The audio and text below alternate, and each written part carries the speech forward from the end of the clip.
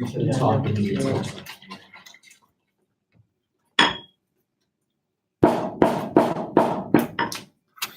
I'm going to call the 24th meeting of the 13th Undergraduate Senate to order. I'll begin by calling roll. Senator Colchimero. Here. Senator Friedman. Present. Senator Hayashi. Senator Dantzler. Senator Meekum. Senator Chen. Senator Adams.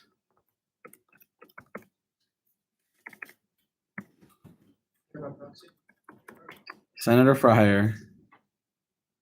Senator Kenna. Here. Senator Martine. Senator Zitzman. Senator DeGose. Here. Senator Roberts. Senator Legitimacy. Here. Senator Robbins. Present.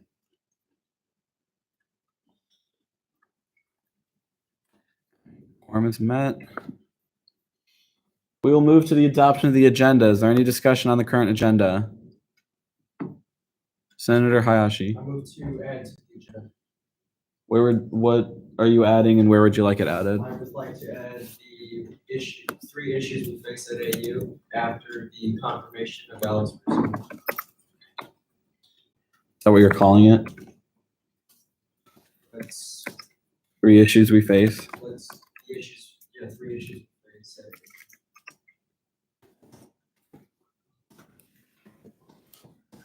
Or we could say a report from Senator Hayashi about 3 issues we face. Perfect, thank you.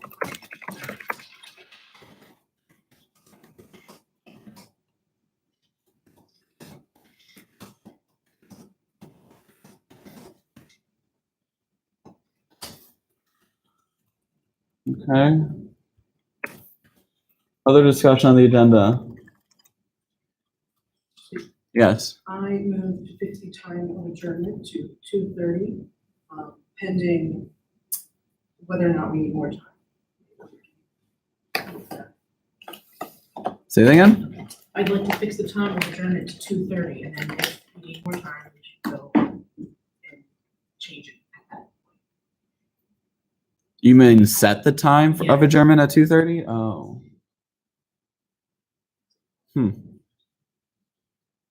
Scott Friedman making moves, I guess. That's bold. It's in and out of an hour and 10. What are your thoughts on that, Senator Zitzman? Okay. I mean, it's never been done before, so I'm just asking. Yeah, I'm not familiar with the procedure about the agenda in particular. And eventually it would come down to a vote one way or the other. The question is just how we arrive at that vote. And then my opinion on the content while I have before is that if we're going to perhaps have the ability to change it anyway, it doesn't seem very helpful.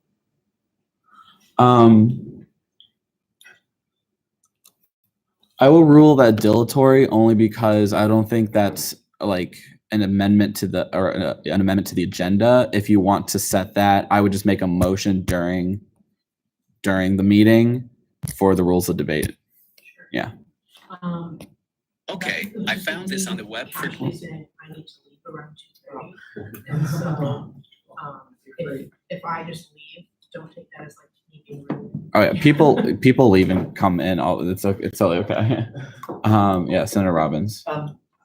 I just have a question on Senator Hayashi's report. Would you be interested, instead of presenting to us, perhaps if you're in the next Senate, I think it might be better to present that to the new senators because I just sort of they'll be able to have that knowledge. That's just my opinion, but I'm sure other people have opinions, so I'd like to hear what they have to say. Senator Kenna.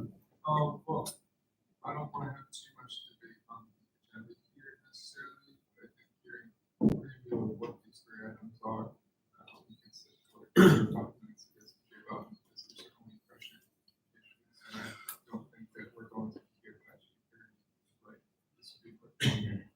And so understanding these issues will better help us, going into the new Senate, especially when we have a bunch of senators that aren't familiar necessarily with specific issues.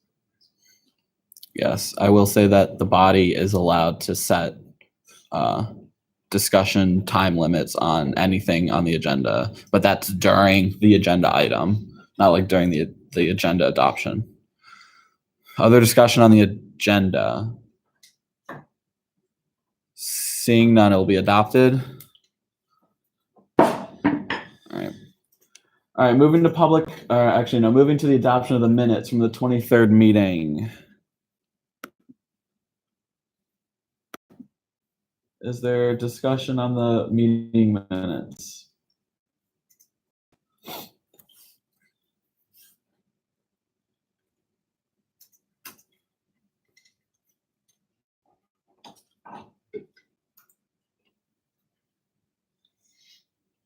Seeing none, they'll be adopted without objection.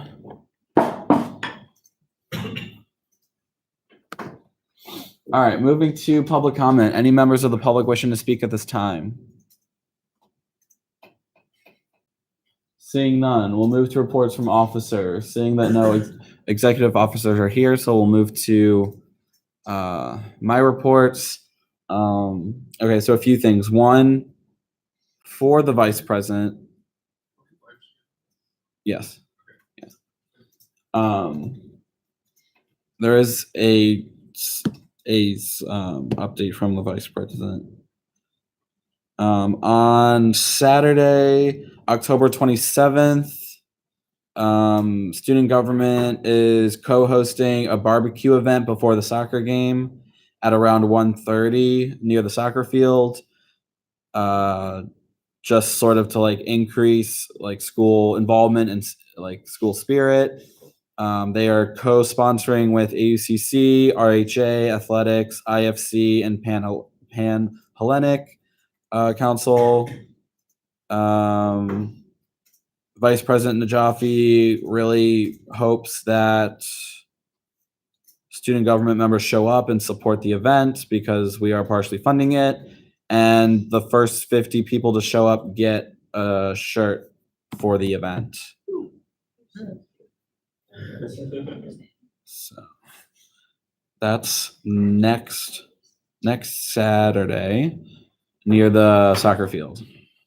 In terms of my reports, a couple things. One, voting is happening this week, starting tomorrow through Wednesday, which also means that voting on the referendum is happening. So please use the next 3 days to really push the referendum vote and the need for it and why it would be good for students to actually vote in favor of it.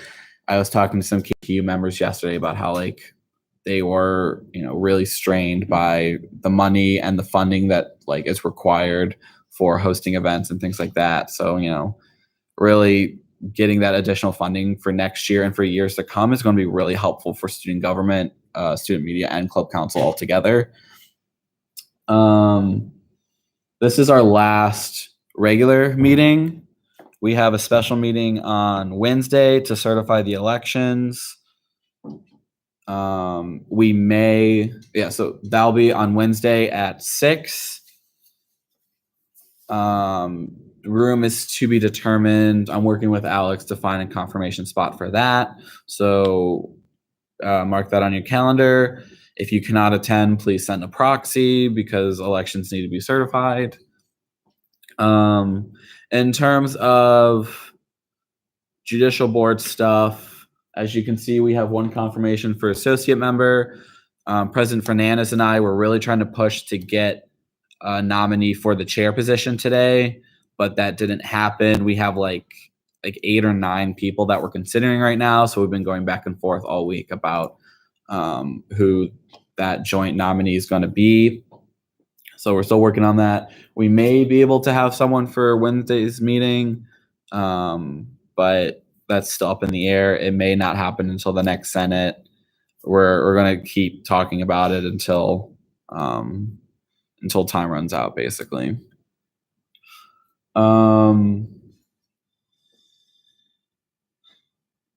I think that's it in terms of my part. For the rest of the Senate, I'm like finishing up the documents I've been working on for senators and the guidebooks, and streamlining the Senate process for the next Senate, and making sure that the binder has everything and it's updated for the 14th session to come in and have all those previous documents. And yeah, that's it for me. Questions, Senator Kenna?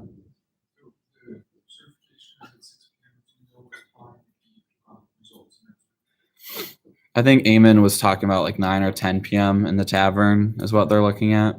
Yeah. Senator Zitzman? Are there any members of the judicial board right now? Yes, there's one associate member who is the acting chair currently for the J board. Senator Robbins. I would just like to make my opinion be known, as well with everybody. I don't think I could support us voting on a chairperson at the same time we're certifying elections, because I feel like that just wouldn't be appropriate. I would recommend, I would not vote for that person regardless of their qualifications, only because I feel like that onus falls on the next Senate. So I would just hope that perhaps you would consider that, you and the president would consider that, but I do understand the need there to be a chairperson, but I also think that after an election has taken place, it's not appropriate for us to now vote on who would be the judicial chairperson. And obviously I'm willing to hear debate, but I would not be comfortable with that. Other questions for me? Yes. Did the case director withdraw the nomination of Julia Berbisi? Unclear. I haven't heard any updates from Director Hawk. They may still try to get that confirmation. Obviously, it won't happen until the next Senate, or they may look at a new person for that position. It's unclear currently. Other questions? Senator Kenna?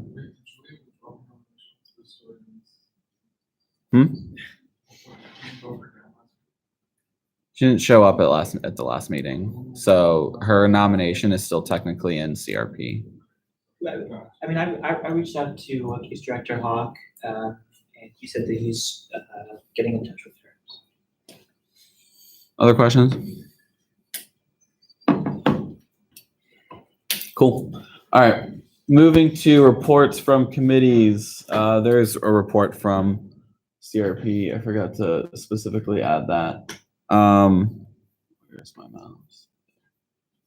The CRP, obviously, as you can see, favorably recommended our nominee, and also recommended 040 with wording with actual text on it this time. So that's it for that one.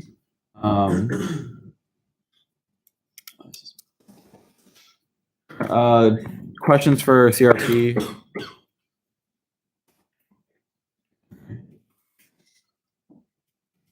Okay, so moving to new business, to the confirmation of Alex Russo to be associate member of the Judicial Board. Floor is yours.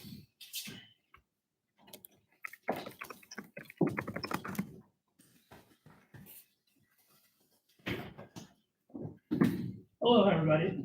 My name is Alex Russo, and I'd first like to thank Speaker Pugh for this nomination to be an associate member on the Judicial Board. I applied for this position because I believe in this organization wholeheartedly. For the last year, I have worked on the periphery of AUSG to find out how I can become involved and serve our student body. I believe Judicial Board is the place I can do the most good.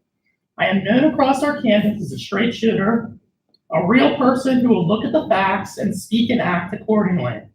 I have built connections across our community as vice president of AU College Democrats, across race, gender, and sexuality and class. And that is why I want to be involved.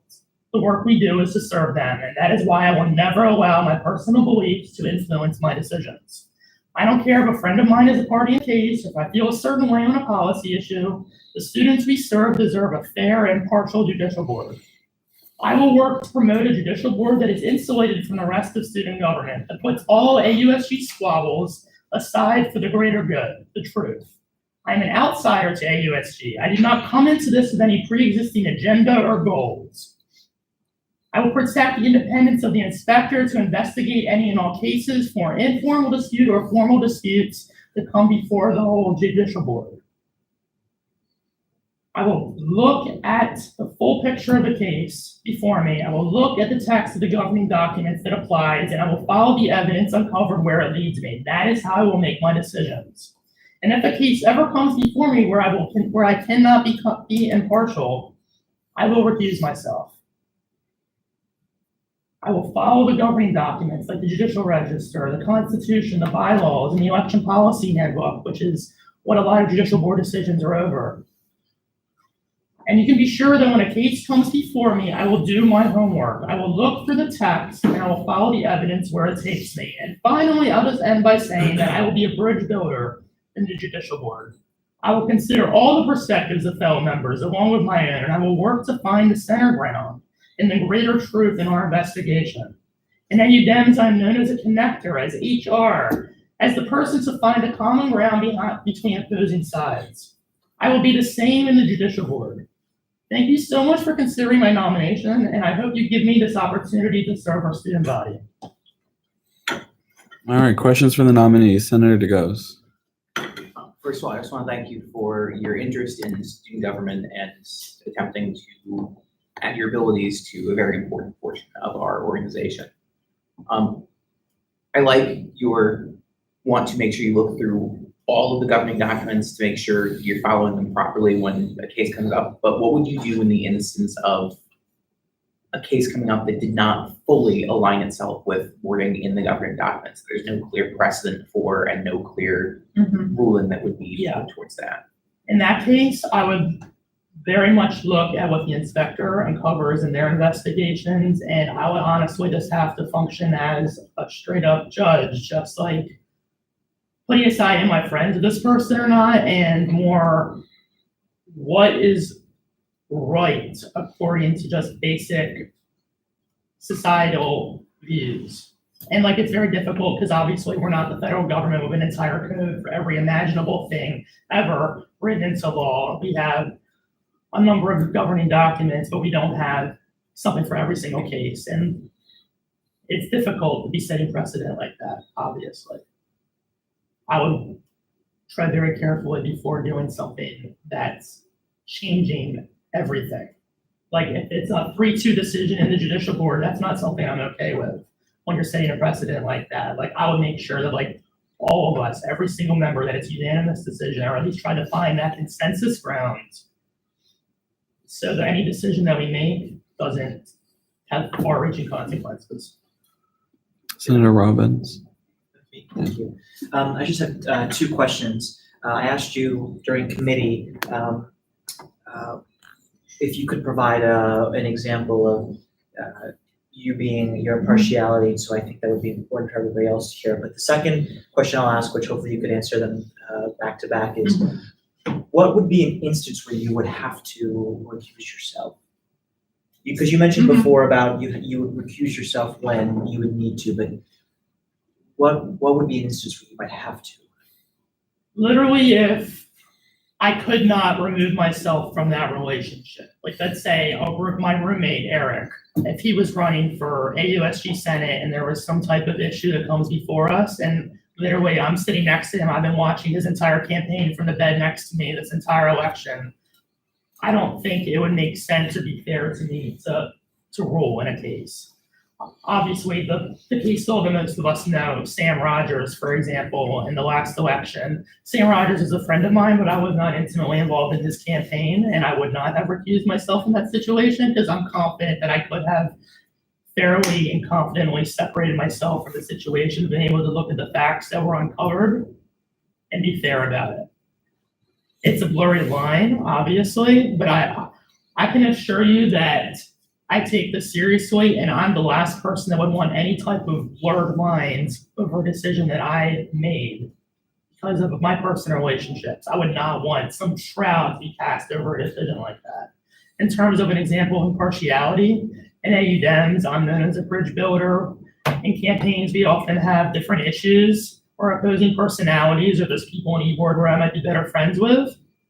But I've said this many times to any person in e-board that tells me my greater duty is to the organization, not to my friendships. And I always try to separate my friendships in AU Dems from my duty to the organization and to our members. Because at the end of the day, I was elected by our members, not to be friends with whoever I'm closer to on the e-board. And so you can be assured that my greater duty is not to my friends. Maybe if I have a friend in AOSG and it's another friend and it's another person in AOSG that I'm not friends with, that's not what my duty is to. My duty is to the student body who I'm here to serve.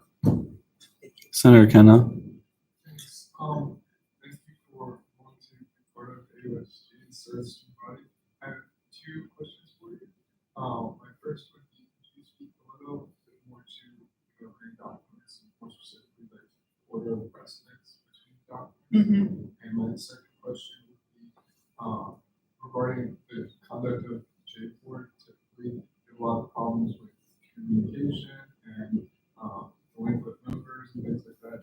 Could you speak to your communication skills or style, or like how quickly do you check email things that would create those? So obviously the Constitution is the highest governing document of any student government, but in particular for judicial board, like the judicial register is the document that establishes what we can do, what we can't do, and what our role is in the rest of student government. So I'm gonna first look to the judicial register, number one, to establish, hey, where can we rule in a case, or what is our ability, or what is our power to rule in a case, and how should it be handled? Particularly, is it an informal decision or a formal decision where the inspector basically mediates between sides, or is this something that the judicial board should be ruling in? So that's the first thing that us as the chief justice and then the associate members look at. And then from there, then we look from the AUSG Constitution onward down to the bylaws. Oftentimes we have to mediate parliamentary disputes. In that case, we'll look deeper into Senate rules and such. But I'm obviously going to do a step-by-step process. For first, I look, how can we rule in this case? What is our role in this case? And then I'm going to work my way down to the documents. And then in case of communication. Questioning has elapsed. Senator Robbins. Mr. Speaker, I move to extend the questioning time indefinitely. Oh. Second. I hear a second. Is there discussion? Senator Hayashi. Senator Robbins, I'd be open to a 5 to 10 minute, actually a 5-minute extension. 5 or 10. Senator Robbins. I'll just counter that. I understand the need for us to be respectful of everybody's time. I do believe that judicial board nominees in particular deserve a certain kind of due diligence and prudence that would require an unlimited amount of questions so that we can flesh out everything. Obviously, we're not going into like, what did you think about when you were 3 years old? None of that stuff. But I do believe that with respect to everybody's time, of course, this is a special kind of instance where judicial board is very important. So for that, I would just ask that we do extend it indefinitely. Senator Zitzman. Yeah, in effort to prevent us from debating too much of a motion to extend, I ask unanimous consent that the motion be adopted. There's a second. Is there an objection? Hearing none, it is adopted.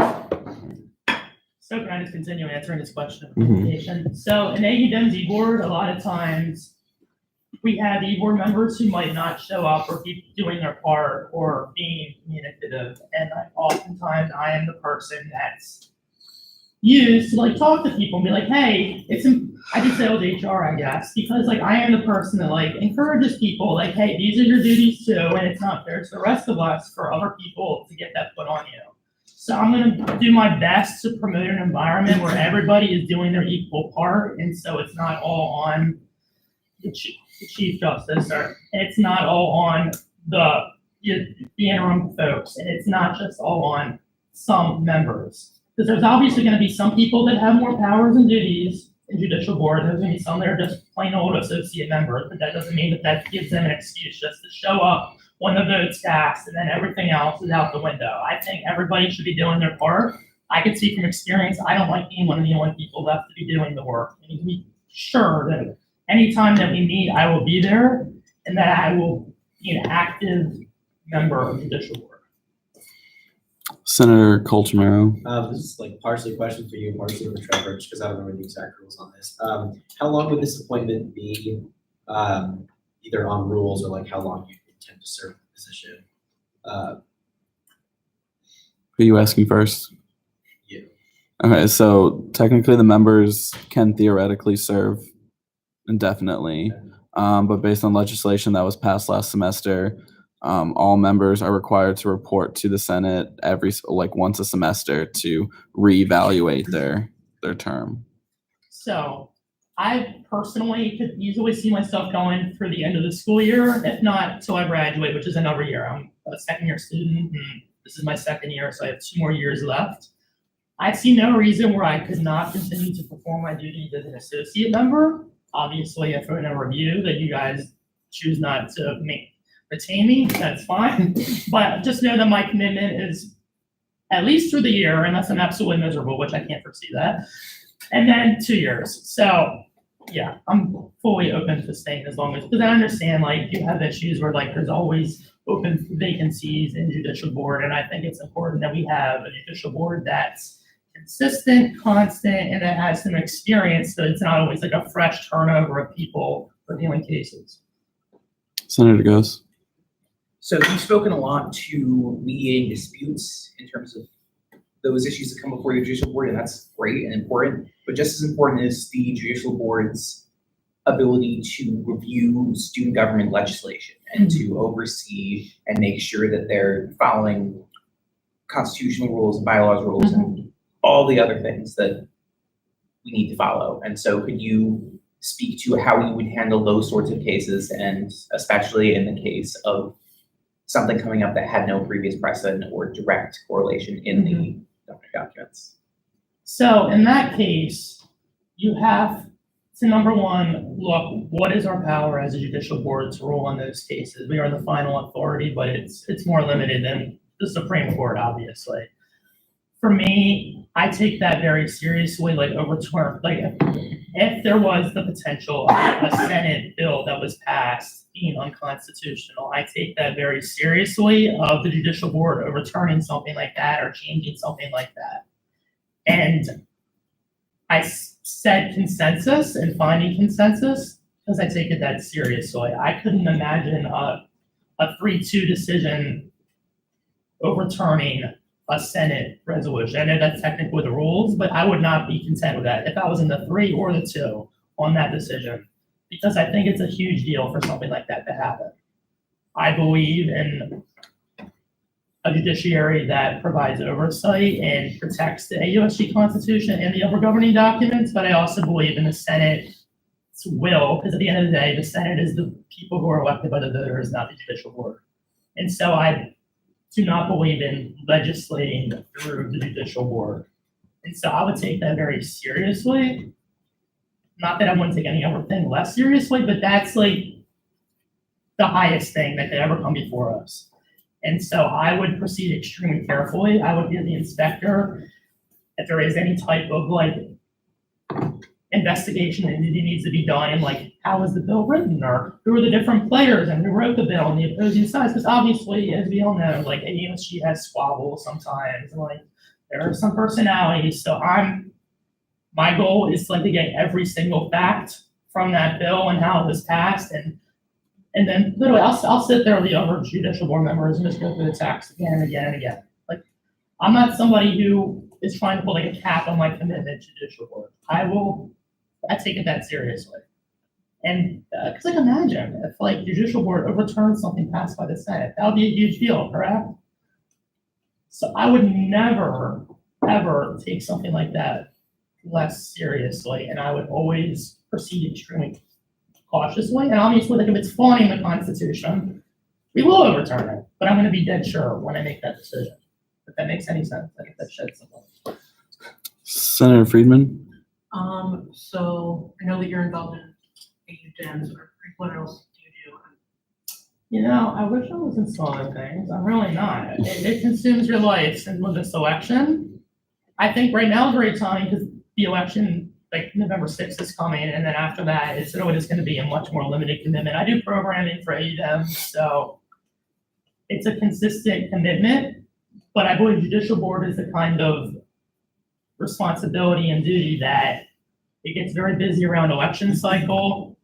And on occasion, if there is ever a Senate bill that like has some question, I'm very confident that like I can manage both.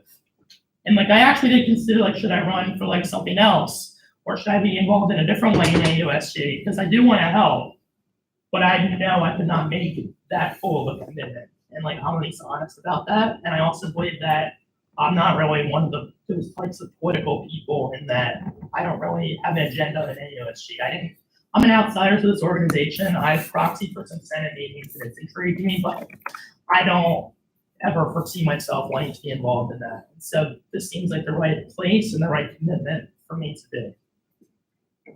Senator Robbins. Up until now, everyone's asked you very direct questions. I'm just gonna ask you something that's more abstract, but I think is really important when serving on the judicial board, which is just quite simply, what is the most, or what are the important elements to creating consensus? Creating consensus is not locking yourself down to a perspective. It's not that I'm a robot who doesn't have opinions, but I'm a human being who understands how other human beings think and feel. And like, for me, I love to like put myself in somebody else's shoes. Like, people make fun of me because I have lots of Republican friends. And it's because I'm intrigued by their points of view and like their background, like what makes them think this way about an issue. And so I would do the same in judicial board. If I might feel a way, but somebody else in judicial board feels a different way, I'm not gonna like immediately like go toe to toe and try to push my way over them.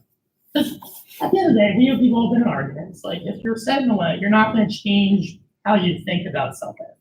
I think the greater way of doing it is finding where you do agree and then building from that. Because two opposing views doesn't mean they totally oppose. They share something in common. And so my role is to not be some activist person on the judicial board who's trying to push an agenda or push my stream of thought. It's going to be, how can we find a solution that works for everybody in the judicial board? Like, I took American Constitution, and one of my favorite Supreme Court justices is Earl Warren. And he's known as a liberal justice, but he had more unanimous decisions than most justices ever. And it's because he was a consensus builder. He was able to get conservatives and liberals on the court to come together around issues. And so those unanimous decisions had a lot more power than a non-unanimous decision. Imagine Brown v. Board if it was 5-4. But no, it was a unanimous decision. There was no question. And I think the judicial board is going to get a lot more respect, and its decisions are going to carry more weight and effect if it's unanimous decisions. So like my goal in any single case that comes before us is going to be to work towards unanimous decision. Obviously, that's not going to happen every time. But I would feel better about us and about our decision if it was. So that's how I go about it, and that's what I'm going to fight for if you confirm it. Senator Kenna, I move to return questions and to adjourn. is there a second? Second. Is there discussion? Seeing none, all those in favor of adjourning questions, say yay. Yeah. Yay. All those opposed, say nay. Okay.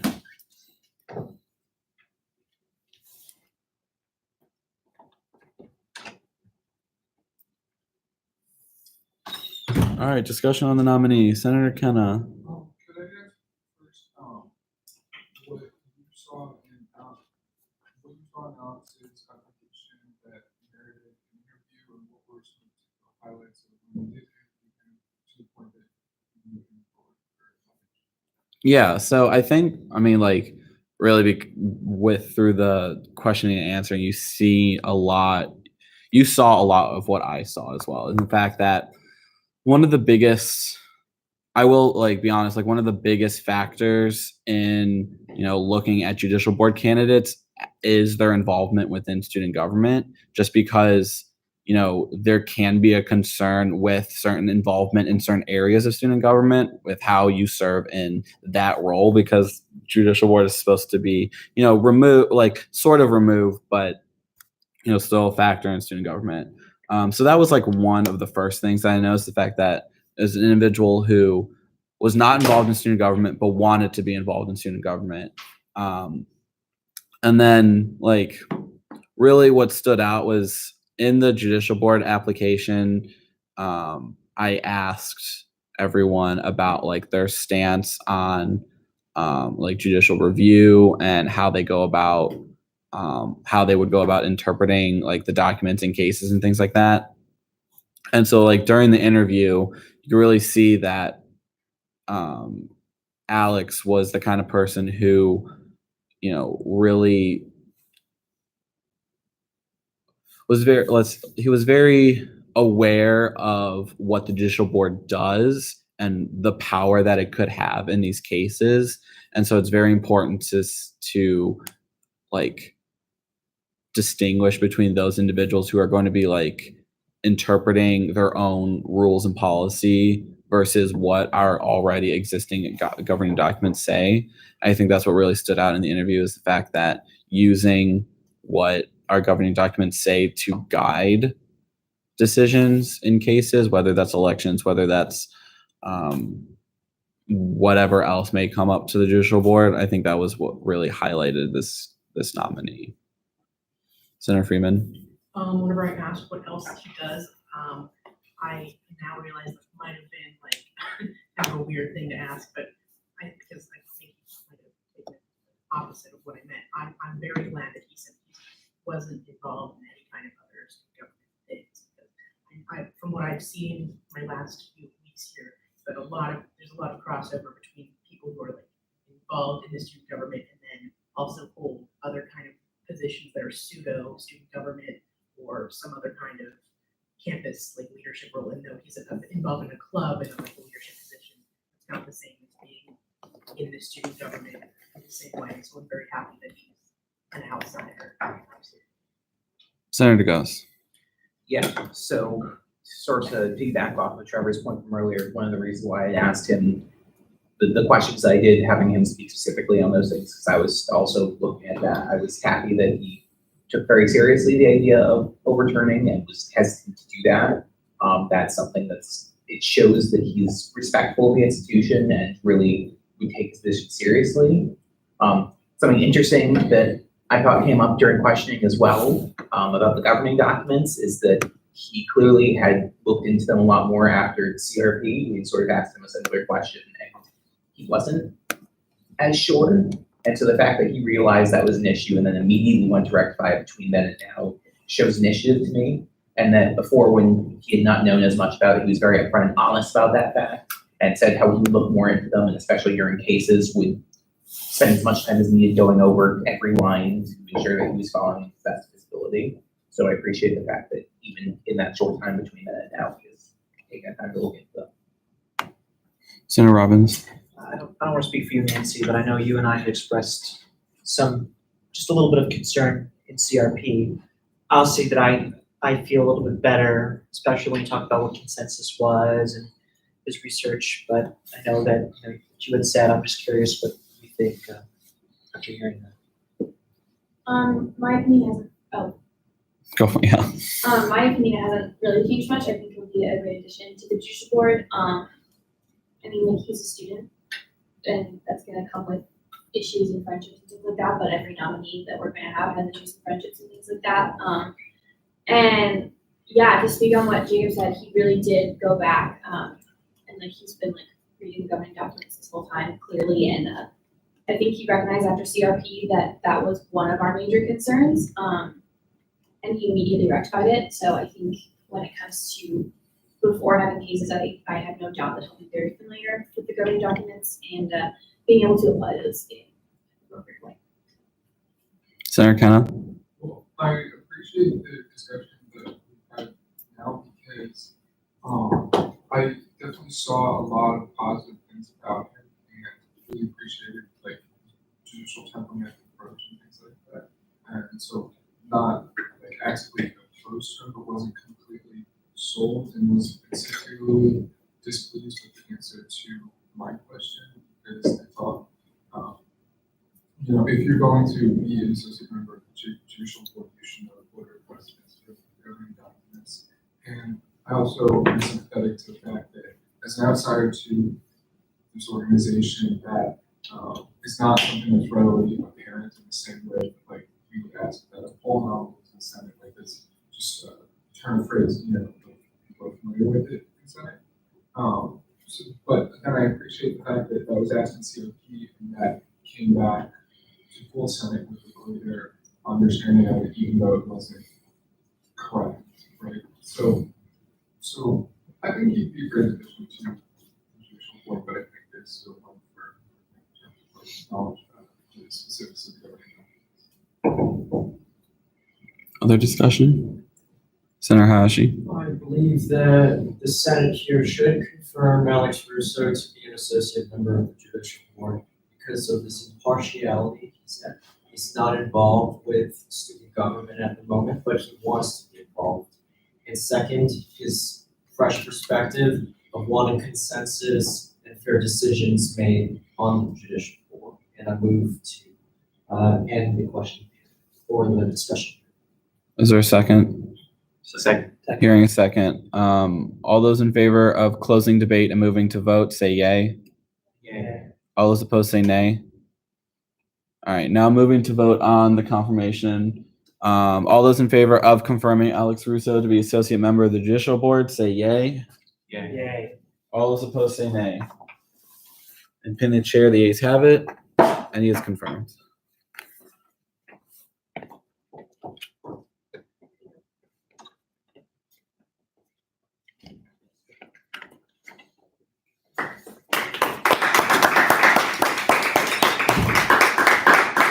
Thank you. All right. What happens if I'm not confirmed? What is it just like our Wait, face? You look at they look at you in awkward silence. We're like, sorry. All right, let's sort Just you. like those awkward eye shifts, like. Please raise your right hand and repeat after me.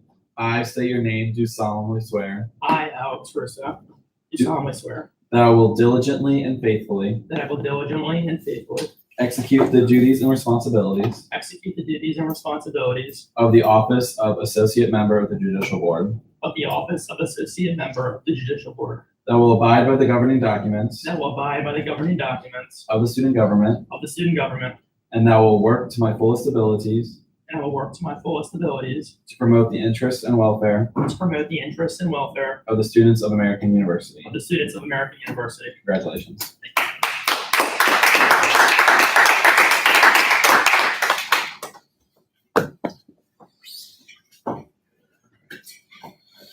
All right. Okay, moving to our next business item, a report from Senator Hayashi about the 3 issues we face at AU. Mr. Speaker, I motion to hold a 5-minute recess to just set up the presentation. Is there a second? Second. I hear a second. Discussion on a recess. Let's do it, guys. Hearing none. All those in favor of a 5-minute recess, say yay. Yay. All those opposed, say nay. All right, 5 minutes. I imagine we got some of these slides, but I didn't want to interrupt business. So. Hate to walk in front of the live stream. Viewers be selling them.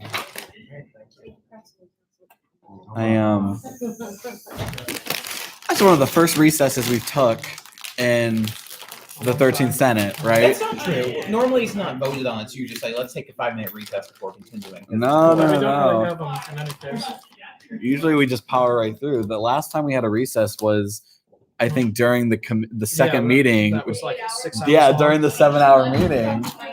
Right. What happened?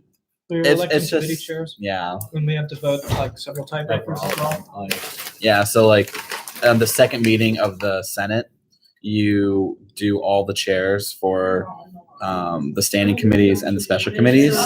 And so you have to do speeches for every candidate, for every committee, questioning for every candidate, every committee, and then you have to vote for every committee. So it takes a very long time. Okay, so I'm sending you the PDF. Okay, awesome. We'll definitely be sure to inform the next Senate about that. Well, actually, you have Windows, right? So I can. Yeah, if it's a PowerPoint, I can do that too.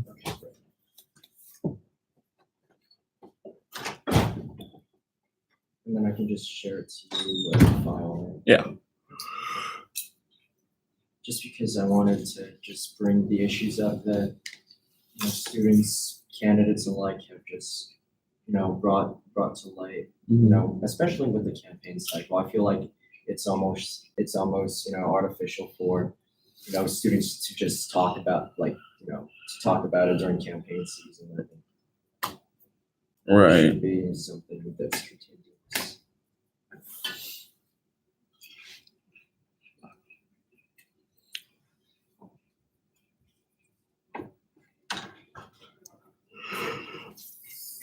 The live stream is still going, so no one say anything incriminating.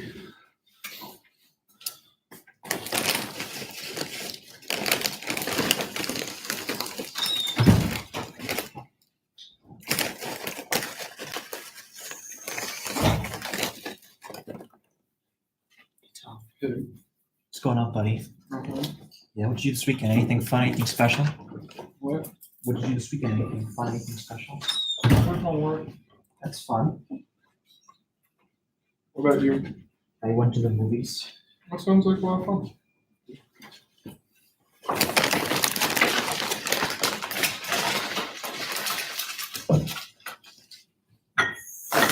You're smart. And then I was just wondering if it's all right for the senator, since I'm bringing up 3 issues, just for me to set like the speaking time to 5 minutes. I mean 15 minutes. Just set the time limit to 15 minutes on my presentation. I promise I won't. I think we can do it without going through the procedure. I think you just go for it, Curtis. You go for it, Curtis.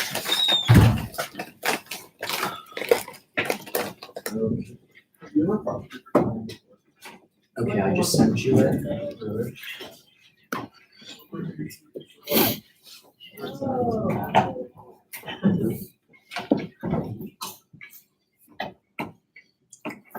An Astros fan? Yeah. I'm a Sox fan, so. I'm happy because the Dodgers won, so everyone in America is rooting for us because the Dodgers are terrible.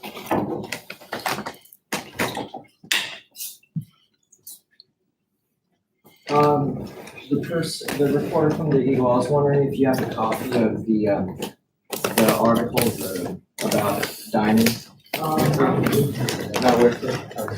I have is that the most recent issue? Yeah. I have. Greg, you have the most recent issue. Can we just say though, what a great issue. I just want to say. Honestly, really, I was reading through it. really Like, great issue. I mean, really, there are some good stories in there. really nice job.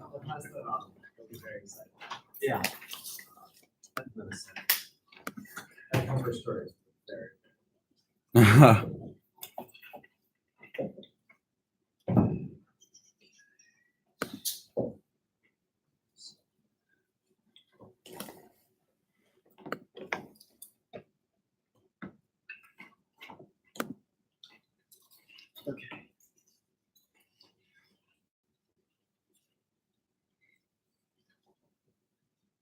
So Trevor, did the Yeah, it's loading.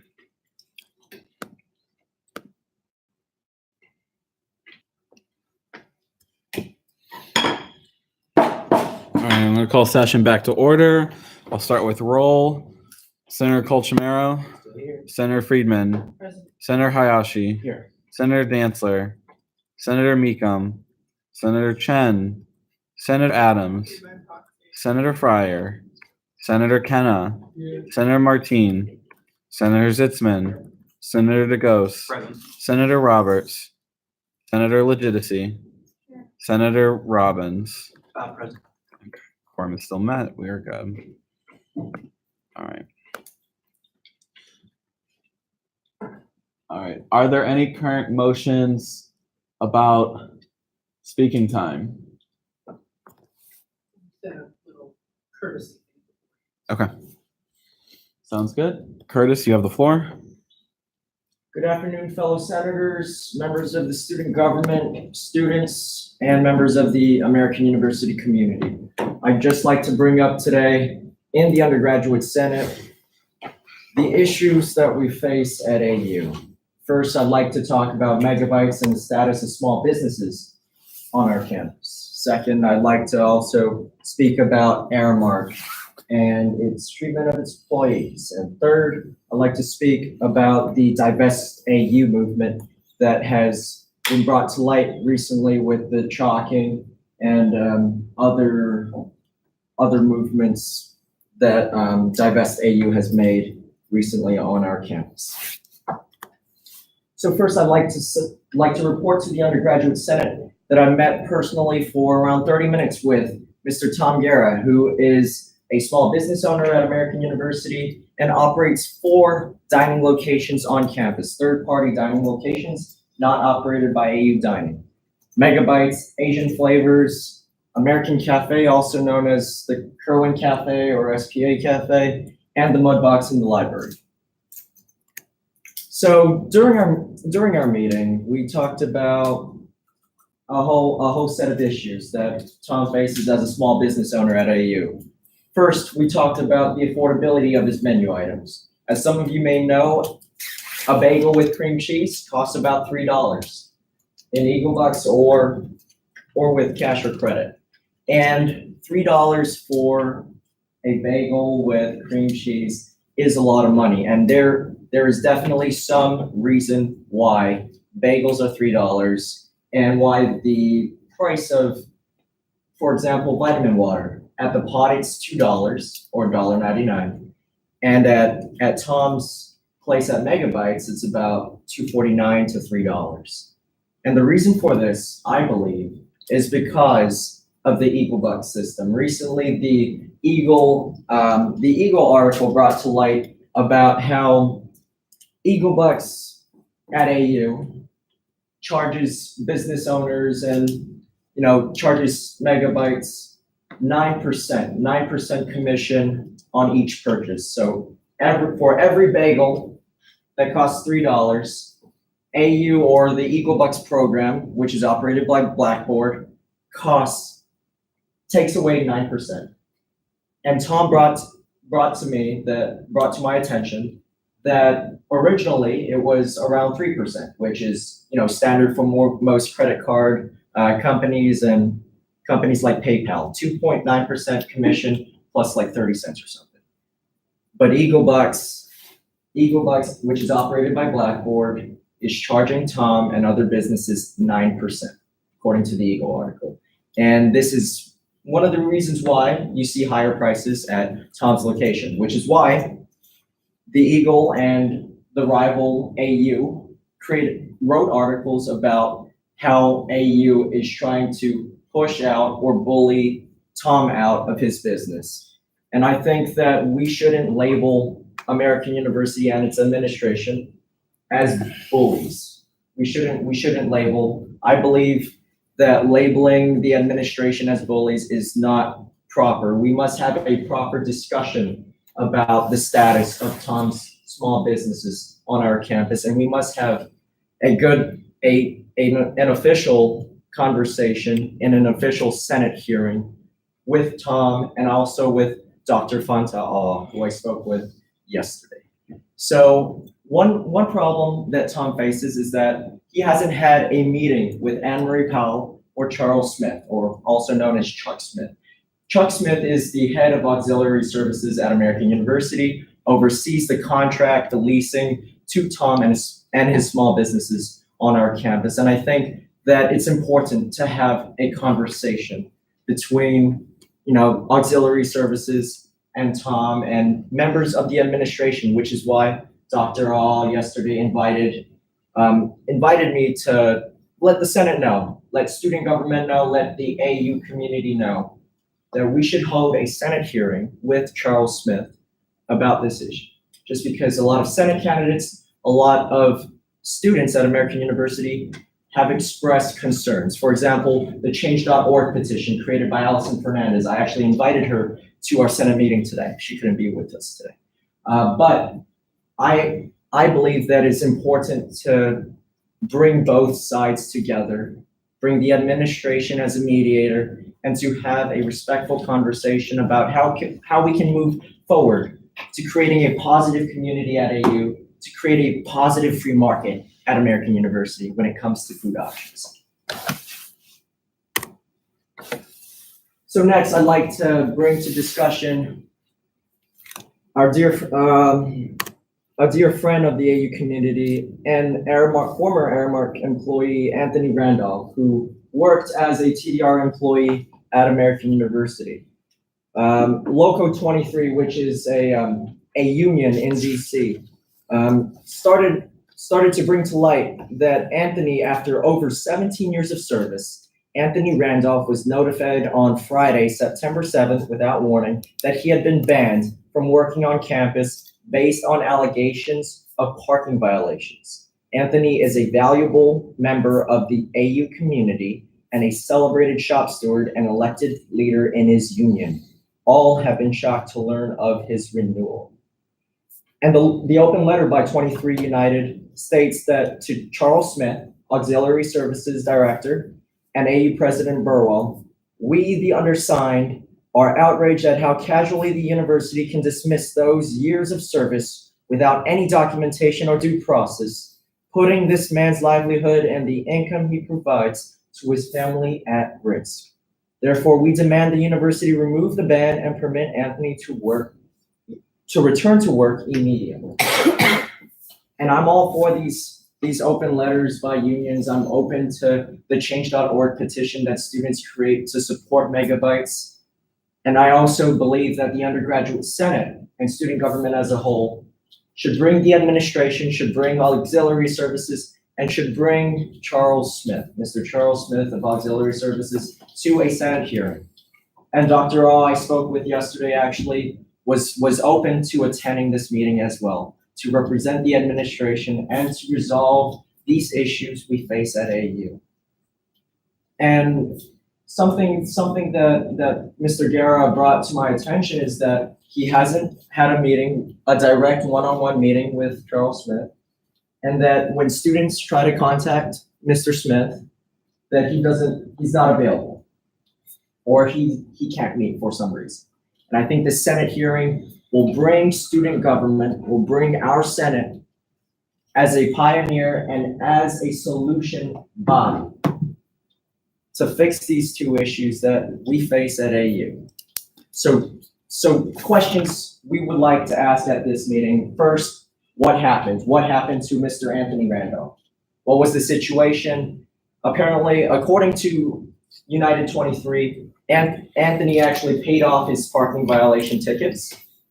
So what is the current status of Anthony? Those are questions we would like to ask the administration, which I invite Dr. Ah to bring herself and anyone from the administration who is interested in attending the Senate hearing. And second, what is the status of Anthony and his employment with Aramark? Because as you all know, AU as a university contracts Aramark, which is a third-party corporation or independent corporation, to hire workers like Anthony. So first, what is Anthony's status of working at American University? And second, what is his employment status with Aramark? And then I'd like to talk about the final issue today, Divest AU, a cause and a movement that has been going strong for several years now, ever since the days of President Neil Kerwin.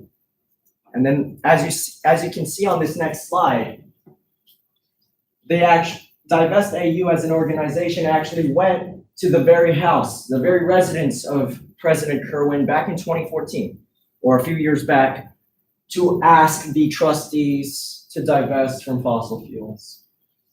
And the question I ask is, what was the outcome of last year's meeting with President Burwell? Because I talked with members of, the Sustainability Initiative at AU, Carbon Neutral AU, and they have said that they have informed me that President Burwell actually sat one-on-one with Divest AU, members of Divest AU.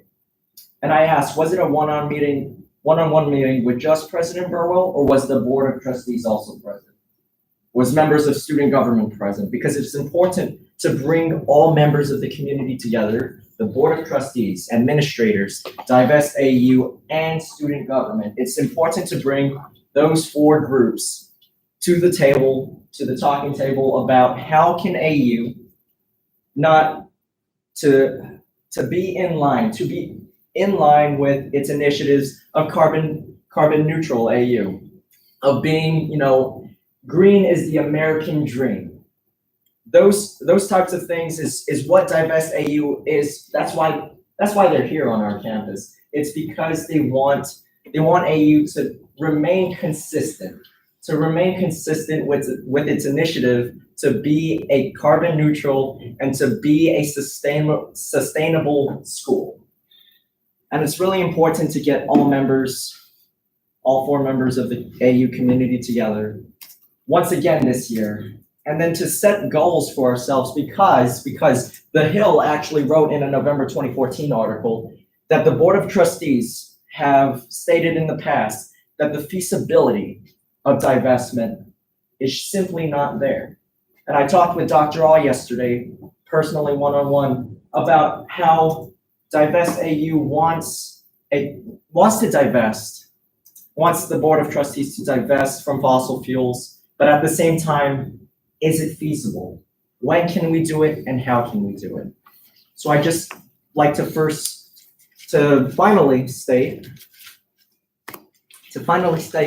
that the next steps our undergraduate senate must take is to first hold an AUSG undergraduate senate hearing with Mr. Charles Smith of Auxiliary Services and Dr. All regarding megabytes and small businesses at AU and Anthony Randolph's employment status on our campus.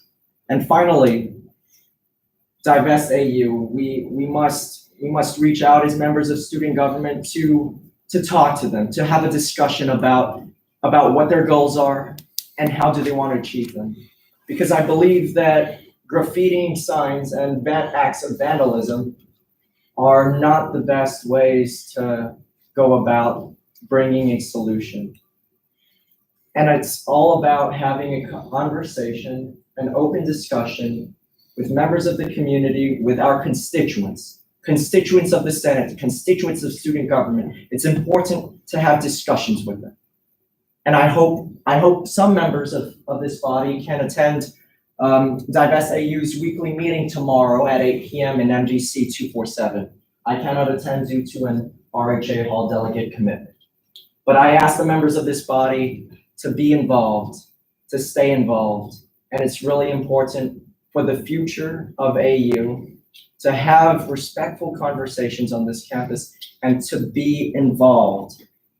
And it's also really important, as a senator for the campus at large, I ask my fellow senators to stay in there, to remain active, and also to show up. Dr. Ott spoke to me and also addressed the AU community at Katzen Art Center yesterday. She told alumni, she told faculty, she told even, I was standing next to Mr. Jack Casal, who is the head trustee of American University. Dr. All said that it's important to show up. Presence is important. And when I see that many members of the Senate are absent, although it is our last meeting, it is important to show up. And I thank you all for showing up today. I thank you all for letting me address you today. Thank you.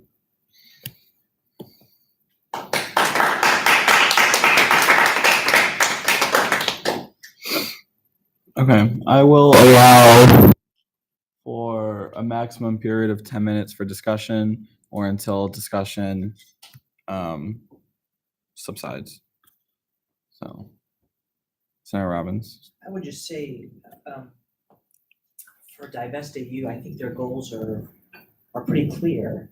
And I would recommend, there has been several articles that have been done that go into what's the feasibility of investments in greener energies and things like that, which obviously there's been no conclusive study, and the financial markets are always subject to change. But if you look at greener energies, they're a smarter investment overall. So I would just say that that article is a little dated, and I think that their goals are pretty clear. Their organization structure is horizontal, so there's not like one person who is in charge. I don't believe in sort of like that. So when you get in contact with them, it's always like, you don't go as a senator, you go as just another this other person because they don't believe in like a horizontal type structure. I just want everybody to know that because I've spoken with them a few times. And to address Senator Robbins, I believe that it's actually important to show up to the meetings in an official capacity, just because student government represents the students and student government serves as a liaison to the administration, to the Board of Trustees. I'm pretty sure that that Dr. All yesterday actually told me that it's important to come about a solution that works with, that's in cooperation with students, student government, the student trustee who sits on the Board of Trustees, and also to have a conversation with the administration. So I think it's important to go as a member of student government, but also go for the cause. It's not always that, I'm not going to show up to the meeting saying, oh, I'm student government, I just like to hear your perspective. I'm going to show up as a student who is, consistent with the views of let's make AU a greener place. Let's make the sustainability initiatives consistent with each other and aligned with each other. So I think it's important for members of student government to show up. Senator Zitzman.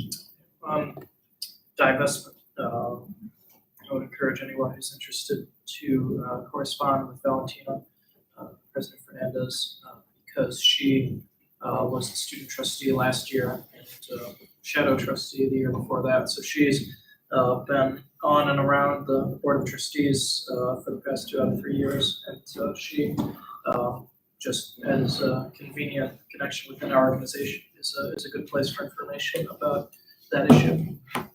And to quickly address that, I think I spoke with President Fernandez about divest AU, and the question still remains, how feasible is it? And it's simply the Board of Trustees maintains its stance that it's not feasible at this time. Senator Gauss. I feel like I'm sort of confused as to why now is when it's suddenly being brought up as a significant issue, because to the best of my knowledge, the gigantic infrastructure project that is currently carrying out half of campus is in fact a green initiative. It's replacing a bunch of our heating and plumbing systems with significantly greener options that are going to reduce carbon emissions. I think the stick was like 40 to 60%.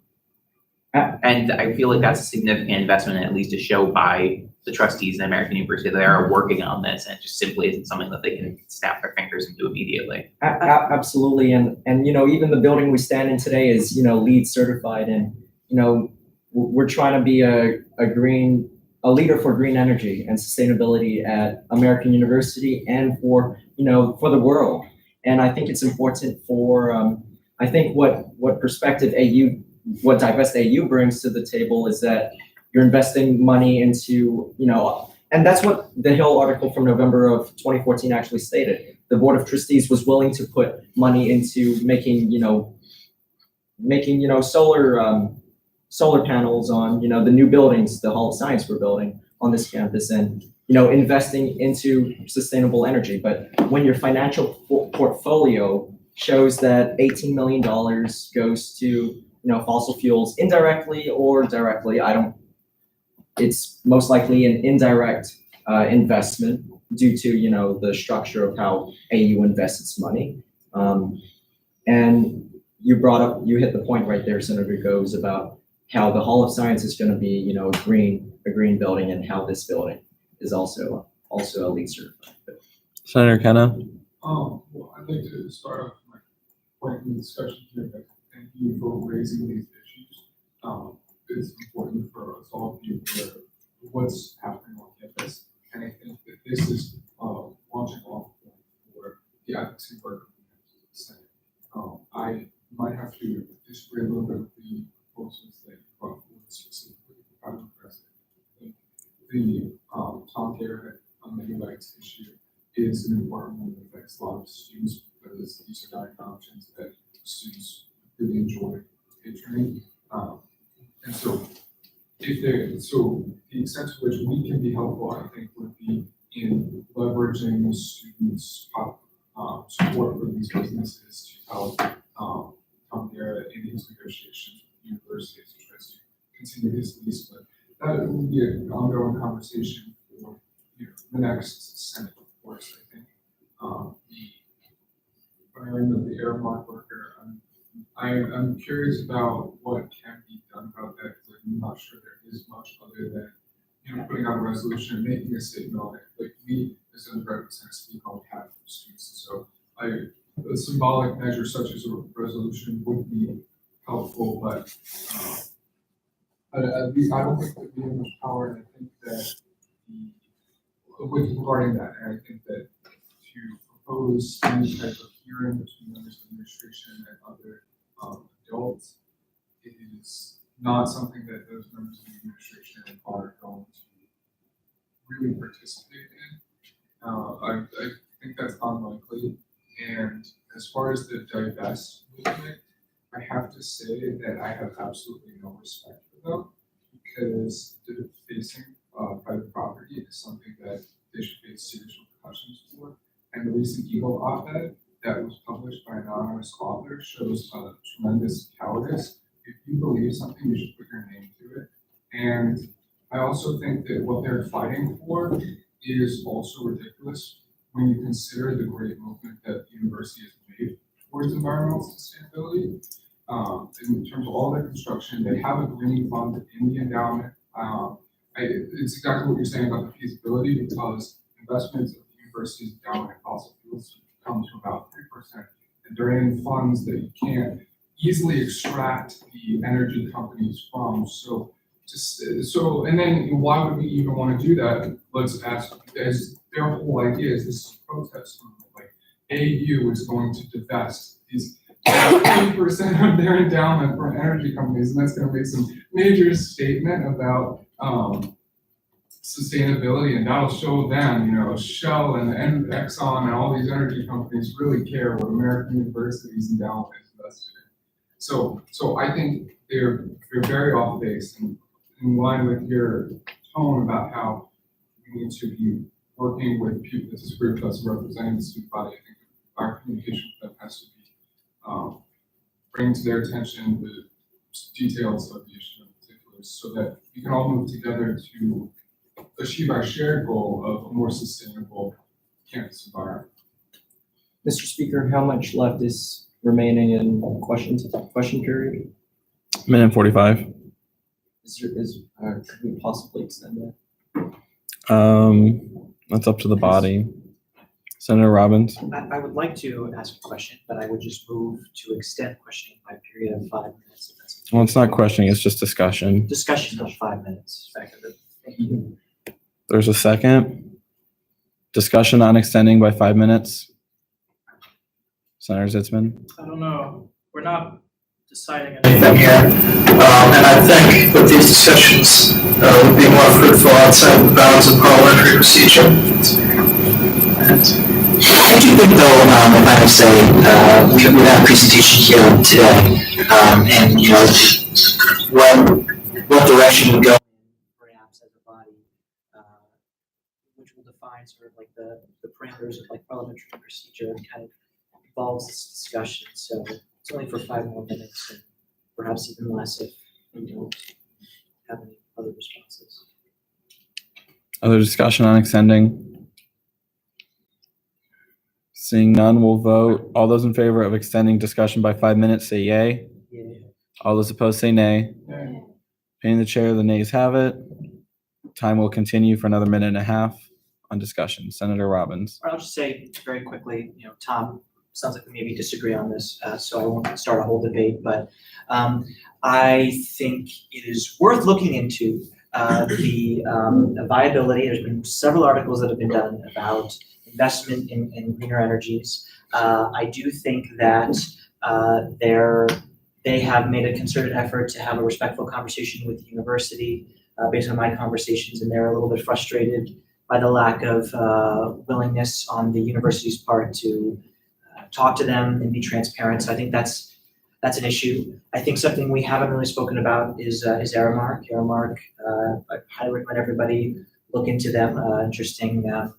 That's all I'll say. They have a very interesting track record. And the last thing I'll say is I do think it'd be interesting. I'll disagree with Senator Kenna again on this. If we could move to have some kind of public forum or a hearing. People do have a lot of questions about AU dining, and if they want to be transparent, if they want to really represent everybody, then perhaps we could invite them to speak or invite them to question or whatever, but I think that would be fruitful.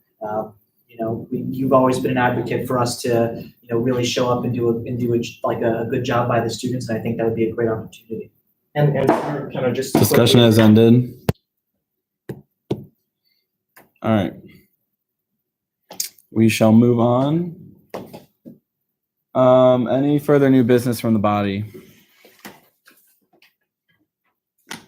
Mr. Speaker, I can address Senator McKenna in the closing remarks. Should it be ordered? Yeah. All right, thank you. All right, moving to old business, to Bill 17-18-040. Senator Zitzman, would you like to speak on the bill? Yeah, so I will talk about in general what this is, then a little bit about what happened in the committee meeting before this meeting, and then answer anybody's questions. So this bill is part of my ongoing effort to address the fact that student government doesn't have any institutional memory, and that's problematic when you're trying to do things that span over periods of time where the individual members of student government come and go. And what happens is that when student government does something, it gets attached to a specific individual. And that means when that individual goes, so does that achievement. Like you referred to like the case reform. Now we have a financial advocate in case. People call that my reform, and I'm not a fan of that because once I go, it's still got to be around. But anyway, this attempts to resolve that issue a little bit, at least in terms of the most important long-term goals of student government. For example, we've been working for many years to turn the third floor of MGC into student space, like the second floor is. And the way that this does that is by creating a list of specific time-bound goals that the entire organization of student government gets behind instead of just specific individuals. The way it does that is by maintaining that list of goals, by having structures so that the entire organization has to get behind them in order for them to actually be pursued. And then once they are added, by building in as much accountability as we can in a voluntary organization. Now, how these goals are created is that the different parts of student government that perform advocacy, like the president and the advocacy directors and the undergraduate senate, are placed into they're grouped together with each other into 4 groups right now, and they all have to approve a goal in order for it to be an official student government long-term goal. And then once there is that list of goals, the accountability comes in, where it's kind of balancing between the president and the senate as the 2 main advocacy places.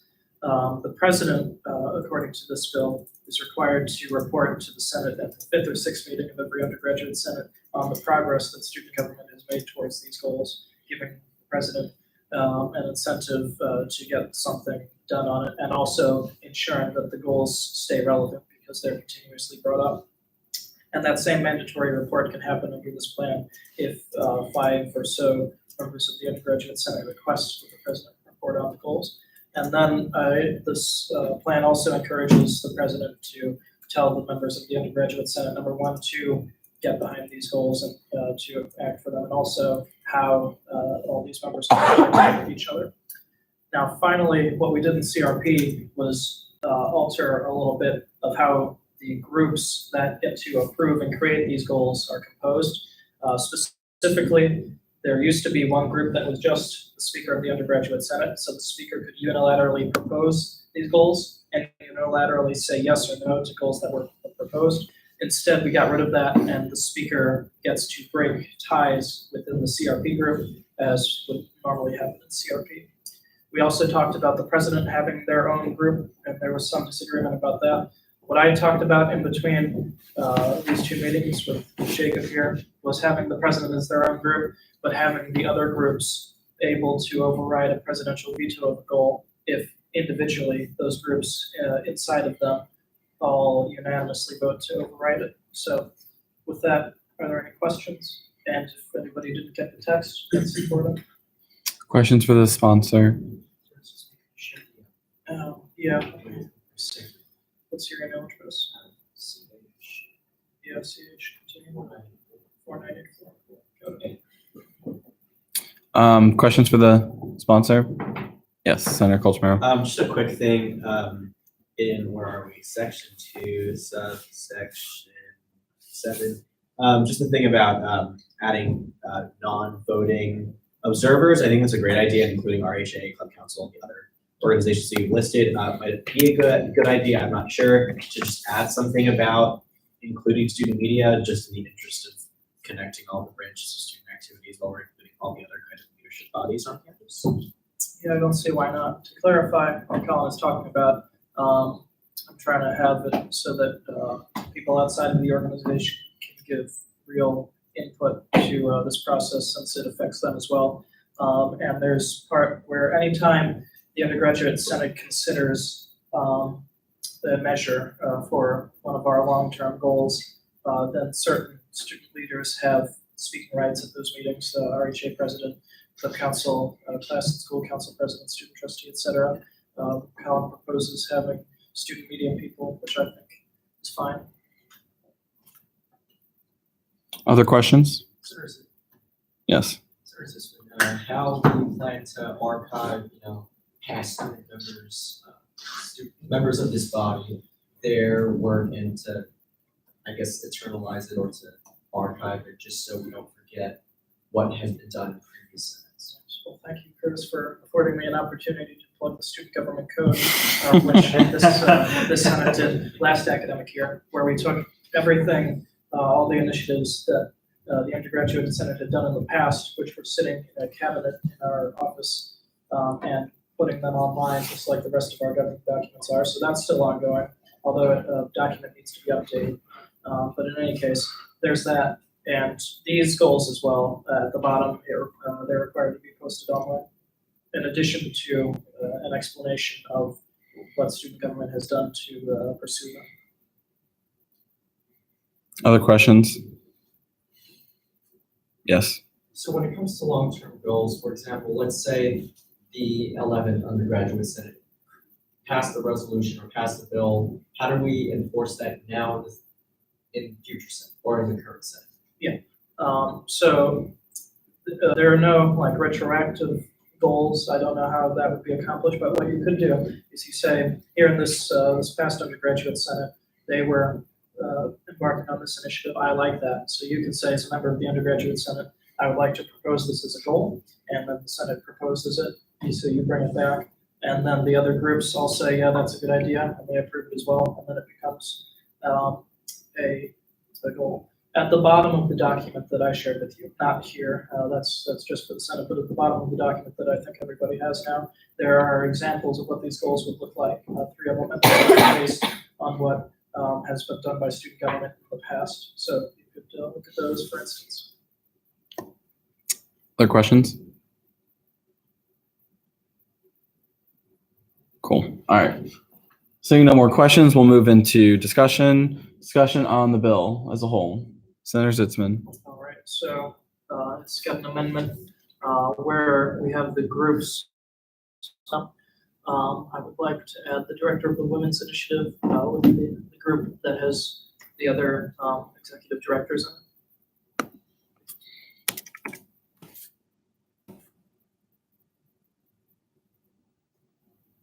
So after case, I can say the Women's Initiative.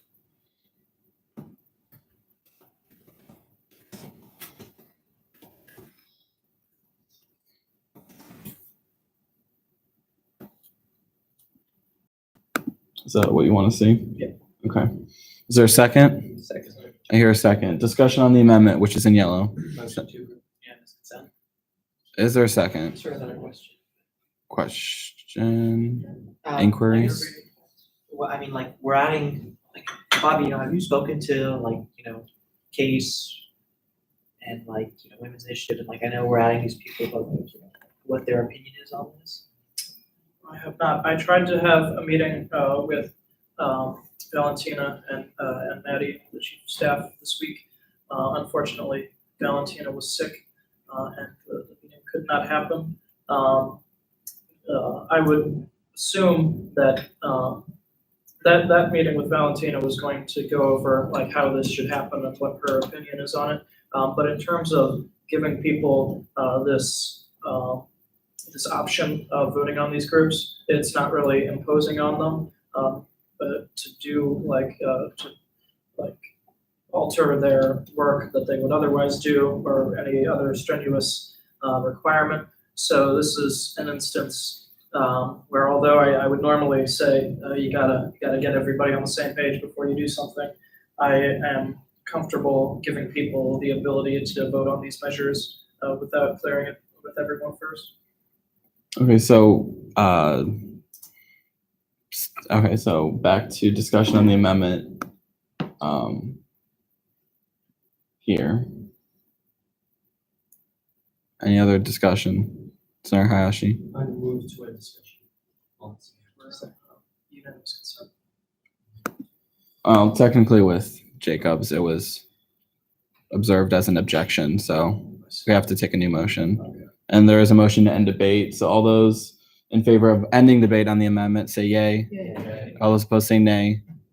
Okay, now all those in favor of adopting this in yellow, say yay. Yay. All those opposed, say nay. Discussion on the bill as a whole, Senator DeGose. I just need to make my peace with this bill here as I did in CRP. Senator Zitzman was mentioning how there was disagreement about the composition of the groups and the veto powers. That was me. That was mostly my disagreement. I don't like the idea of any individual having veto authority over the entirety of the advocacy plan. We were able to move the speaker from being their own group to being a tiebreaker for CRP, which I can agree with. And I know that Bobby and I were talking about having a veto override, thank you, for the president, because that was my other big concern, is that the president should be able to unilaterally stop an initiative that the rest of student government wants to work on long-term. It's not an issue that will prevent me from voting one way or another on this proposal. It's something I would like to see worked on because I don't like it in its current form. But until that point, I do like the general composition of the bill. I appreciate the idea of trying to move forward with ideas over a longer period of time. And as long as we can nail down how exactly things are moved forward with, so it doesn't give any one person too much power over all of student government, then I'm very happy to vote in favor of this. Senator Kenna. So I have thoughts and concerns about this bill, similar to one Senator DeGose had, so that's why I didn't ask her a question to the sponsor. Just want to get Bob's response to this. But first, first, I appreciate that we're trying to set in place accountability for advocacy that student government tries to do, so that we can better document what is the progress on our various initiatives and see what the progress, be able to get things done. But I think that the way this bill sets up creating another commission and long-term advocacy goals is a perversion of the way our institutions are always set up. Because while advocacy initiatives don't exclusively originate in Senate, that's like our whole goal, like our whole thing. And so we should be the ones that come up with various bills and things like that. And then the executive officers, primarily the president, or the speaker, in conjunction with individual senators, should be working on bringing those goals to fruition. And I understand that, having been here, this is my third year now, I understand that, it takes a long time for changes to be made, and there's a lot of high turnover. So I'm also sympathetic to why we want to have something like this. And I think probably taking the lead on student government code and long-term goals is important, but I just don't know if this is the way to do it, because like, this just seems like an extra step. And I think that we should be looking more to how do we ensure there's more accountability in what we already have. You know, and I think if Senate is going to put forward a bill or a resolution or advocate for something,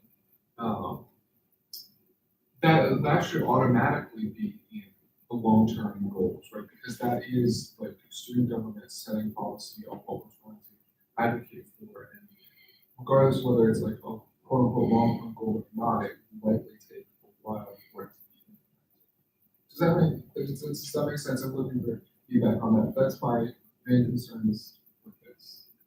Senator Hayashi. I'd just like to quickly address Senator McKenna. If Senator McKenna believes that the SGAP is not a solution that is going to happen immediately, then what alternative board would you consider to ensuring the continuity of student government in this Senate?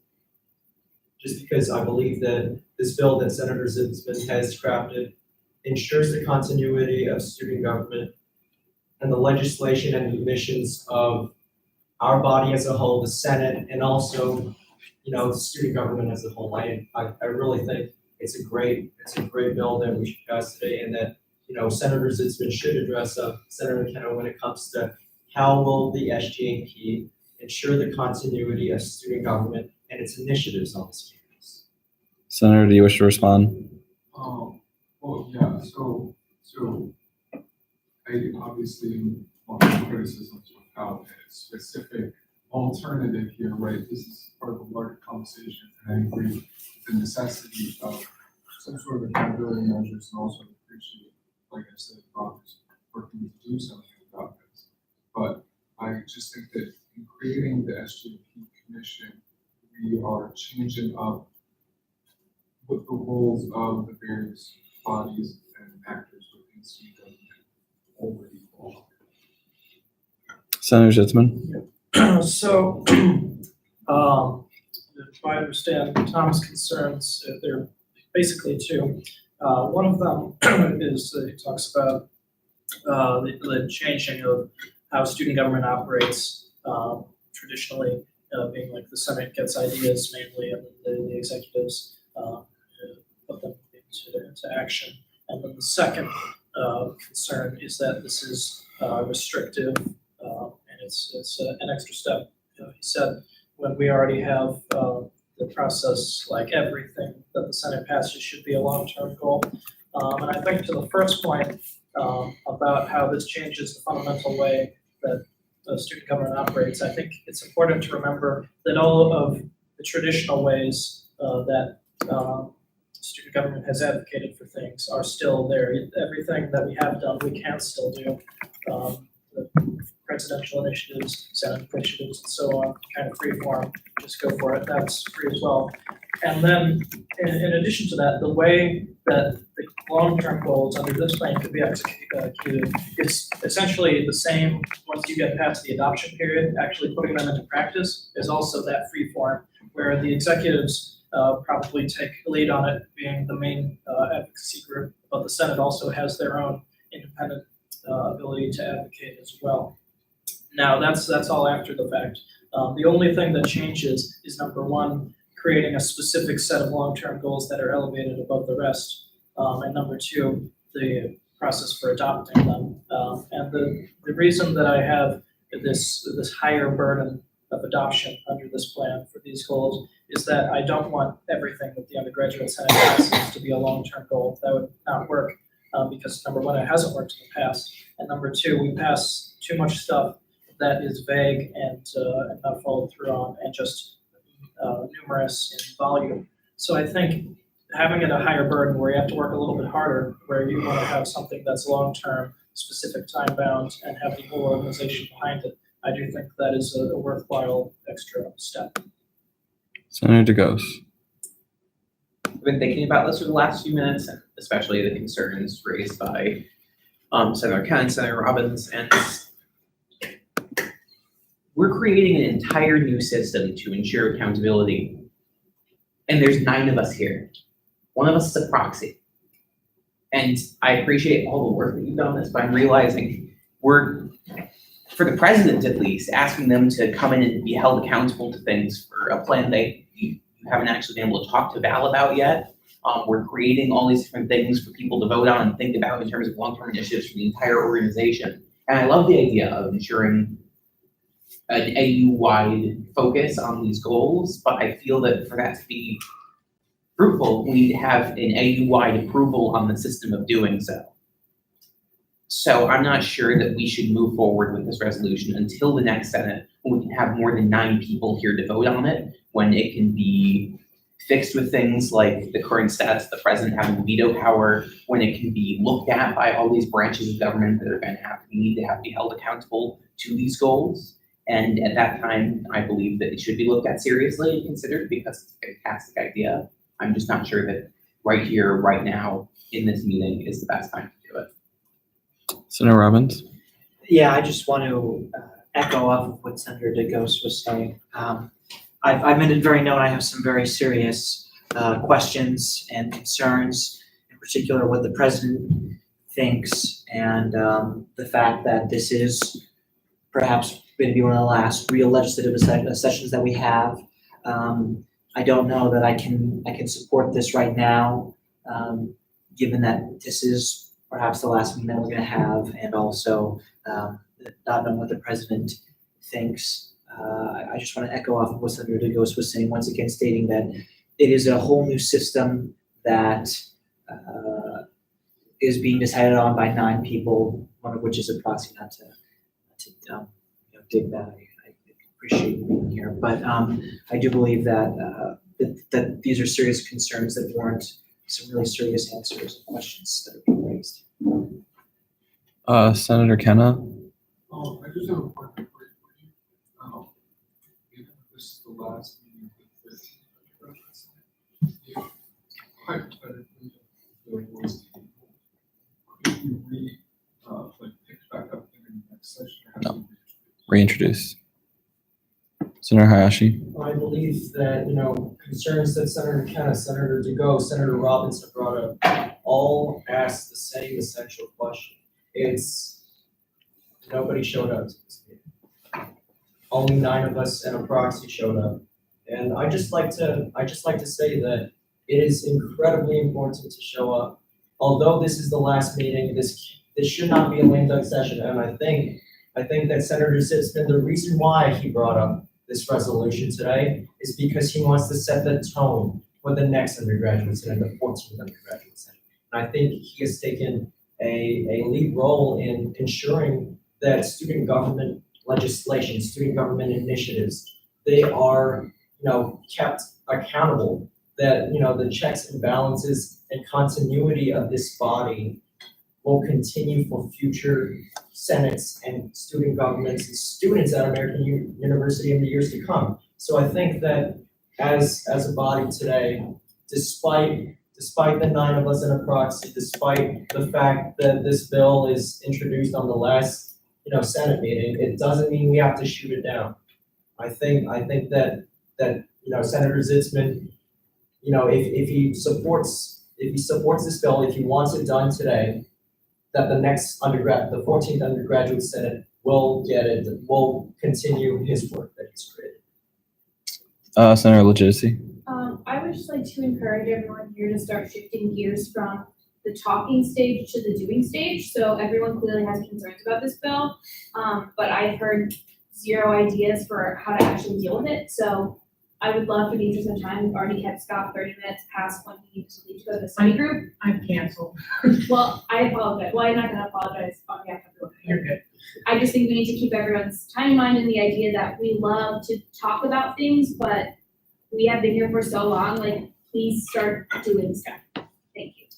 Senator Robbins? Yeah, so that being said, I absolutely agree, Nancy. I think the president needs to be, my biggest concern, with all due respect, Senator Hayashi, my biggest concern is not, a concern of mine, yes, of course, is that there's not a lot of people here, but my bigger concern is that there's a lot of questions that I don't have the answers to today.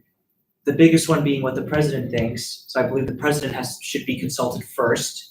That's my big one. I would I would recommend we also speak to the organizations that are listed here, like CASE or Women's Initiative, and ask them what they think before all that happens. And my biggest sort of still thing that I'm not really grasping, maybe I haven't read it closely enough, but I'll just put this out there, is I don't like, so at any point we can propose a new goal and that goal is kind of voted on.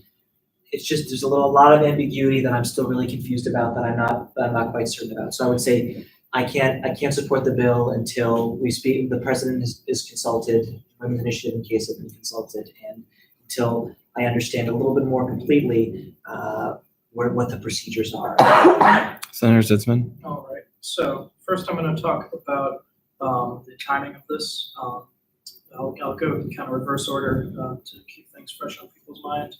The president was consulted as much as I could possibly consult her, notwithstanding her being sick and having to not unfortunately come to the meeting that we arranged with her. But despite that, the president and her chief of staff have had the text of this bill for a week and a half and have not raised any objections.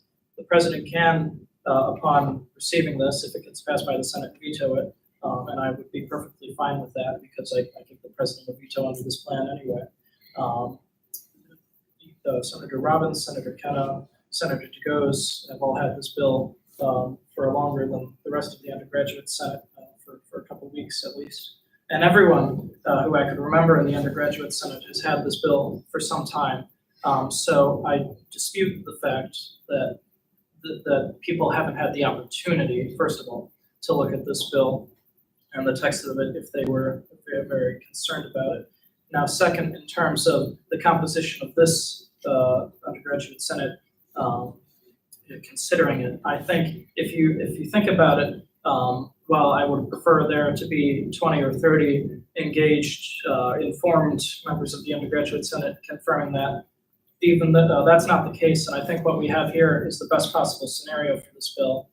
Because in any undergraduate Senate period, there's only going to be a handful of people who are experienced and have seen how student government works and are paying attention and critically considering things.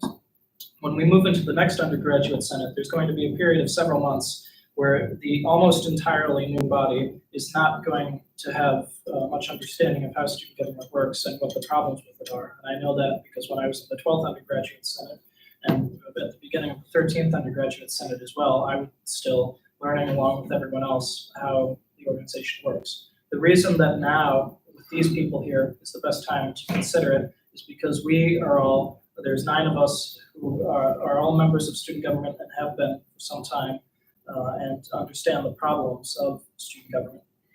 And now to move on to the actual doing phase, to address a problem that Jacob brought up during CRP, I would like to propose an amendment.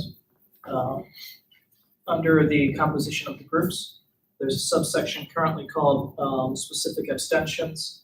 The first part of my amendment renames that from specific abstentions to presidential votes.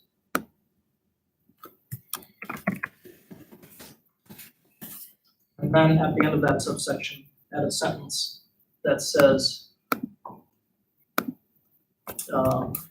let's call it a presidential veto of a measure can be overridden by a vote of the other groups,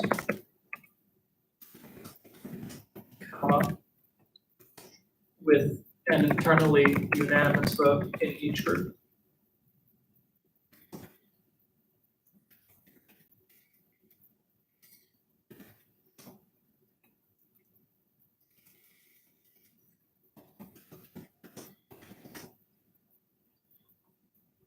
That's the end of the amendment, and that's what Jacob and I discussed in between the meetings.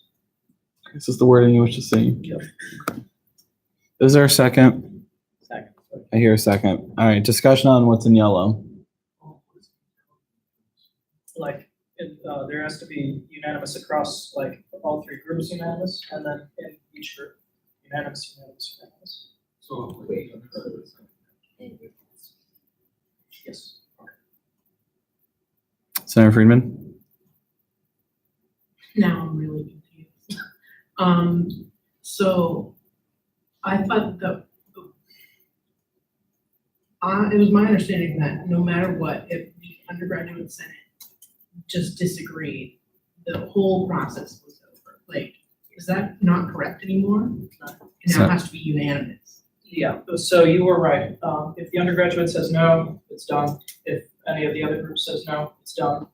Now, included in that, under your correct understanding, is that if the president says no, that used to be it. Now we're adding an override where the other three groups can override the president's veto, but within the undergraduate senate, it's gotta be unanimous consent. So previously, the Senate's consent just meant majority, now it means unanimous consent if you're overriding. Does that clear things up?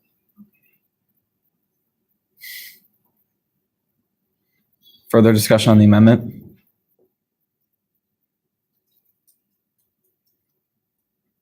Seeing none, we'll move to vote without objection. All those in favor of adopting what's in yellow, say yay. Yay. All those opposed, say nay. In the chair, the yeas have it. And this is adopted. Senator Colchamero? I would just like to amend below that section 2, subsection 7 to include student media co-chairs among the list of student leaders who will be non-voting observers. Where would you like to see that? After student trustee. I'll second that. Student trustee, how would you like it? Student media co-chairs, student media board co-chairs. Is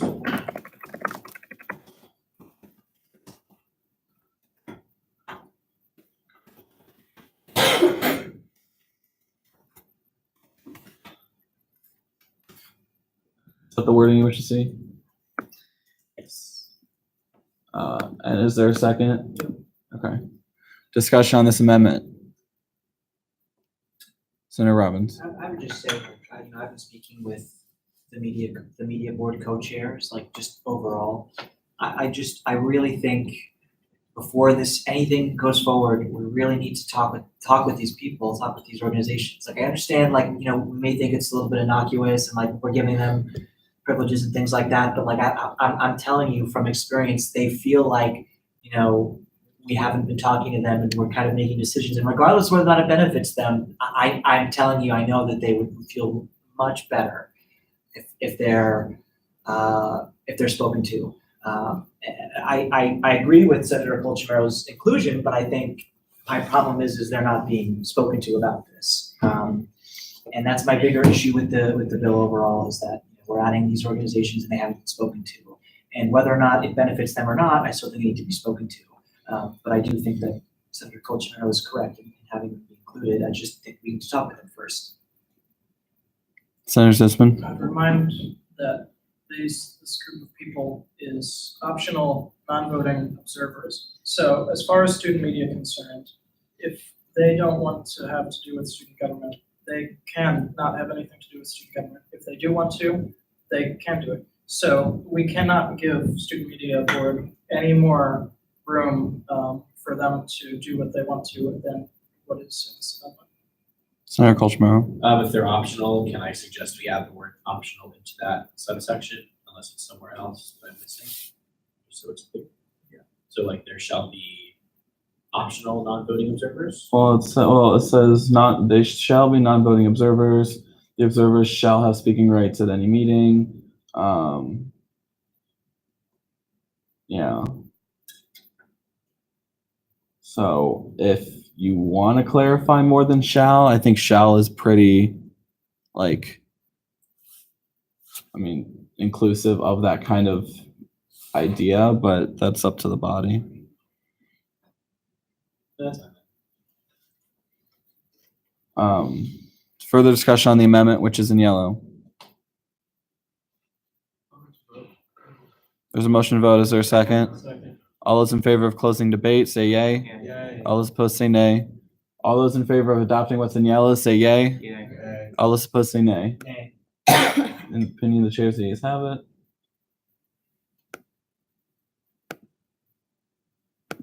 Adopted.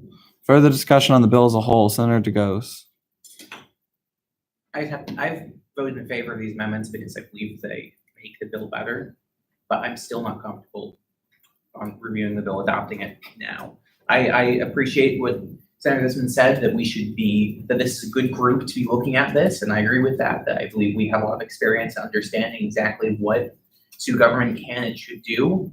But if this bill that creates an entire bureaucracy and a way of adding long-term plans, if it's not easy enough to explain to an incoming body, it's not simple enough to be put into student government. We shouldn't be creating something so unwaveringly complicated that a new body can't understand it within a week or two, especially something as important as this. Furthermore, to speak towards Senator Jizzy's point on doing, not just talking, one of the problems I've talked with Senator Zisman about with this bill a couple of times is that I worry about its description of enforcement.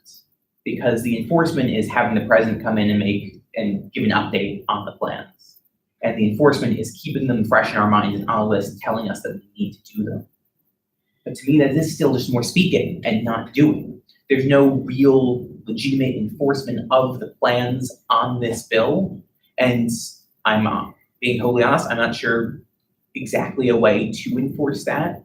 But when you combine that issue with the fact that there's 9 of us here voting on something that's going to affect all of student government, most of which has not been talked to about the fact that they're now involved in these long-term planning meetings, now is just not the time to do this. It's a good idea, it should be done, just not now. Not Senator until it's Kenna. worked out more. Senator Kenna. Thanks. I think that Senator Cruz's concerns are both ways. I think that I said my piece about where I think there might be some problems with this, but I'm not sure, even in thinking about it right now, how to fix it. And I think that Senator Zitzman's correct to the extent that we're gonna have 22 new senators next week.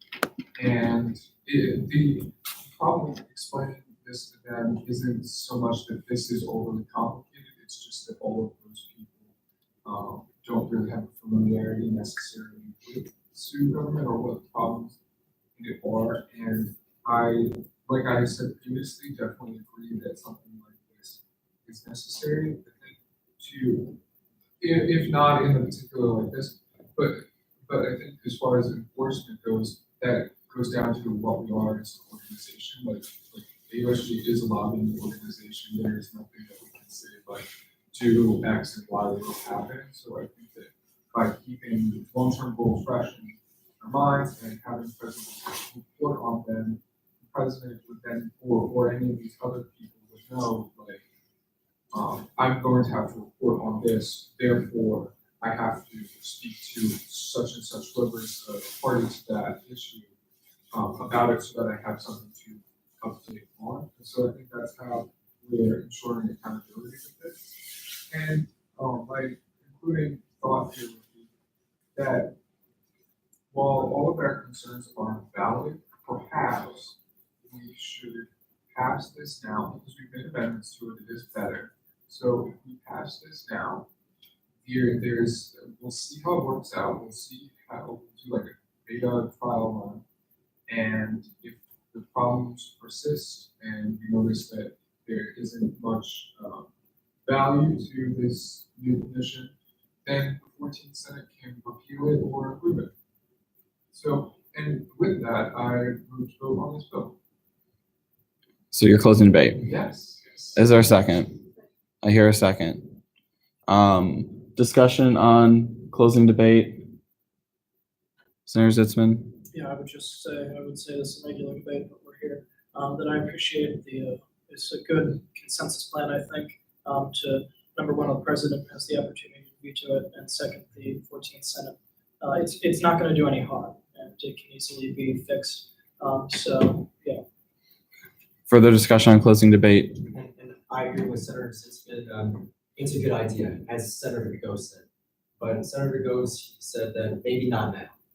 And the question is, if not now, then when? As Senator Legitimacy said, that we need to take action. Discussion on debate, on closing debate. And I think it's important to, pass this bill today, so I second the motion to end debate. Further discussion on whether or not to close debate? Okay. All those in favor of closing debate and moving to vote on the bill, say yay. Yay. All those opposed, say nay.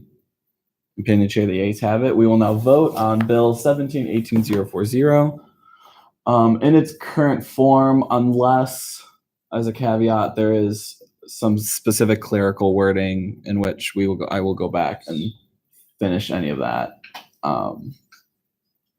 So in that case, all those in favor of adopting Bill 17-18040, a bill for long-term goals, say yay.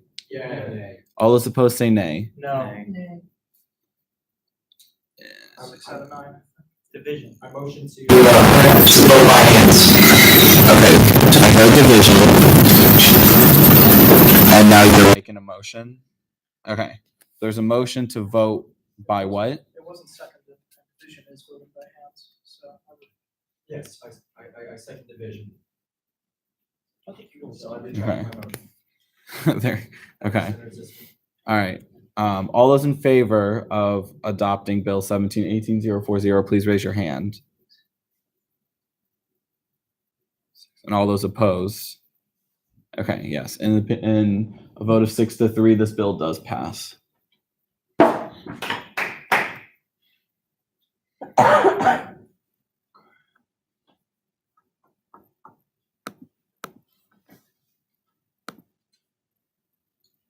All right, no further old business. We'll move to public comment. Any member of the public wishing to speak at this time? Seeing none, we'll move to good of the order. Any executives for the good of the order? No executives. Any senators for the good of the order? Senator Legitimacy. I have three things. The first is that, just to echo what Trevor said in his report, AUSG and RIJ are sponsoring a barbecue on Saturday at 1:30 before the soccer game against Lafayette. It's gonna be really, really fun. There's gonna be free food, free merch, and shirts for the first 50 people who show up, and the shirts are very cute. Secondly, the next Sunday, so we can today, RIJ is having a harvest festival on the quad. So for those of you who have seen Parks and Rec, it is exactly like that. With We little will Sebastian. have mini horse. We will have mini horse. What? Everyone hear that? And guess what? The mini horse just had a baby. So a mini horse. Holy shit, I'm That's all sorry. I have to say about that. Please come. It's gonna be so fun. Take all your fall Instagram pictures. And then lastly, this Tuesday in MGT2, AFI is having a pageant / stage auction. The reason I'm bringing it up to you is because Alex Bailey and Yaz are both participating. So come support them because Yaz really wants a big sharing section and Alex shouldn't feel left out, so. Come support them. That's it. Any other senators for the good of the order? Senator DeGose. As this is our last official meeting, and this was a long one filled with debate and division, and I just want to thank everyone here for showing up, as long as it was, and as silly as it may have seemed to come to the last meeting, it was important. And I appreciate every single one of you for showing up and taking your jobs very seriously. And I will hopefully see you guys on Wednesday for our special meeting to confirm the results of the election. I know it feels like have that up in the air, and I don't want to do that today. Senator Robbins. Yeah, I just want to echo what Senator DeGose said. I really enjoyed the debate, the sort of fiery nature. It's just really riveting. Really gets the heart going. Thank you to everybody. This was great today, and I'm looking forward to the next session. Those people who are returning, hopefully barring any mysterious writing campaign, I'll be there. We'll see. I just want to say one last thing, and I'm going to really just hammer this home, Mr. Speaker. I won't support any J-Board chairperson at that meeting, the confirmation of that meeting. I don't think it's right where we're certifying the results of a democratic election and also putting somebody in power for a chairperson. I think that duty belongs to the next Senate, unless we would have a special meeting, in which case I don't know if you'd have quorum, but I just want to hammer that home again, not to kind of keep throwing punches in your your own plans, but, it's just my opinion, and I respect that. If you still go ahead with it, I'm just making my opinion. Other senators, Senator Hayashi. So, Mr. Speaker and fellow senators, thank you all for attending the last meeting of this 13th Undergraduate Senate. I applaud your commitment and service to your student constituents, AUSG, and American University. As the 13th session comes to a close, I would like to address the present and future members of the Undergraduate Senate and student government. So first, I'd like to quote Vice President of Campus Life and Inclusive Excellence, Dr. Fanta Aw, who said at the Multicultural Alumni Student Reception yesterday, quote, "You have to show up. Presence is incredibly important." And I think that the sentiment from this Senate, from Senator Go's, Senator Legitimacy, it's important to show up to events on campus, and it's important for student government to have a voice, and it's important for all of us to show up, and thank you all for doing that today. The AUSG President, Valentina Fernandez, has also expressed her sentiment about members of the Senate showing up to Senate meetings on Sundays, and for senators and members of student government to show up to events that this campus holds. And I encourage all of you to show up to tomorrow's meeting with President Burwell on the state of American University, which details are online. So I hope to find solutions for students at AU. Thank you for to the speaker and members of the Senate for allowing me to present about the issue, the status of Megabytes, employee Anthony Randolph, and Divest AU. It's important to bring students' sentiments and students' opinions to the Senate body, and it's important to find solutions. And I believe this body can continue that in the 14th Undergraduate Senate. Senator Friedman.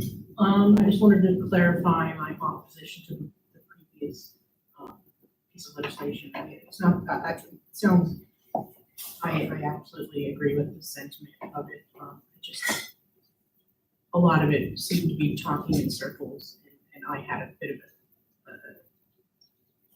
problem with that. And plus, a few of my fellow senators specifically just asked to wait, and I thought I would entertain that, so I voted that way. But also, I wanted to mention that we already mentioned the equal in this issue, but specifically the cover page and that story, and I really like to remind everybody that it's a good read.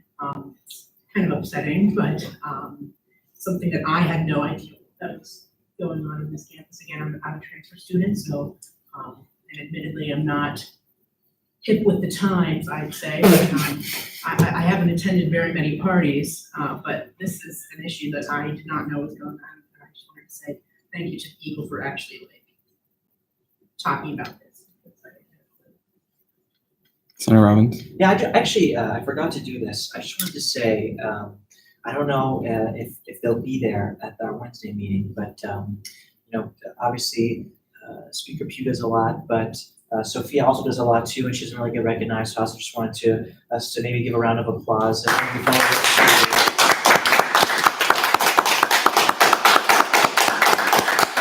almost forgot that, and I apologize, but thank you for all that you do. So. Thank you. Other senators for the good, Senator Hayashi. And let's vote yes for the referendum, right? Yeah, okay, let's Thank do you. it. Let's actually just vote, please. Just vote. Just vote. That's what Dr. Alchova said. Vote. Just- wants to hear the Just speech. vote. Just vote, please. Exactly. Other senators.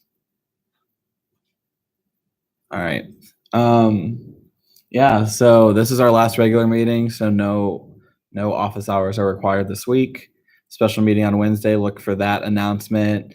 Hopefully by tomorrow, but it could be as late as Tuesday.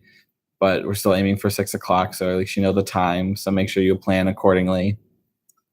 And yes, please again, encourage people to just vote tomorrow and tomorrow through Wednesday, because regardless of the outcome, we just want to see, what students are feeling and how they view the referendum. I wish everyone who is running again for a Senate seat the best of luck, and I will see y'all Wednesday for any final remarks for the 13th Senate. If there's nothing else, we are adjourned.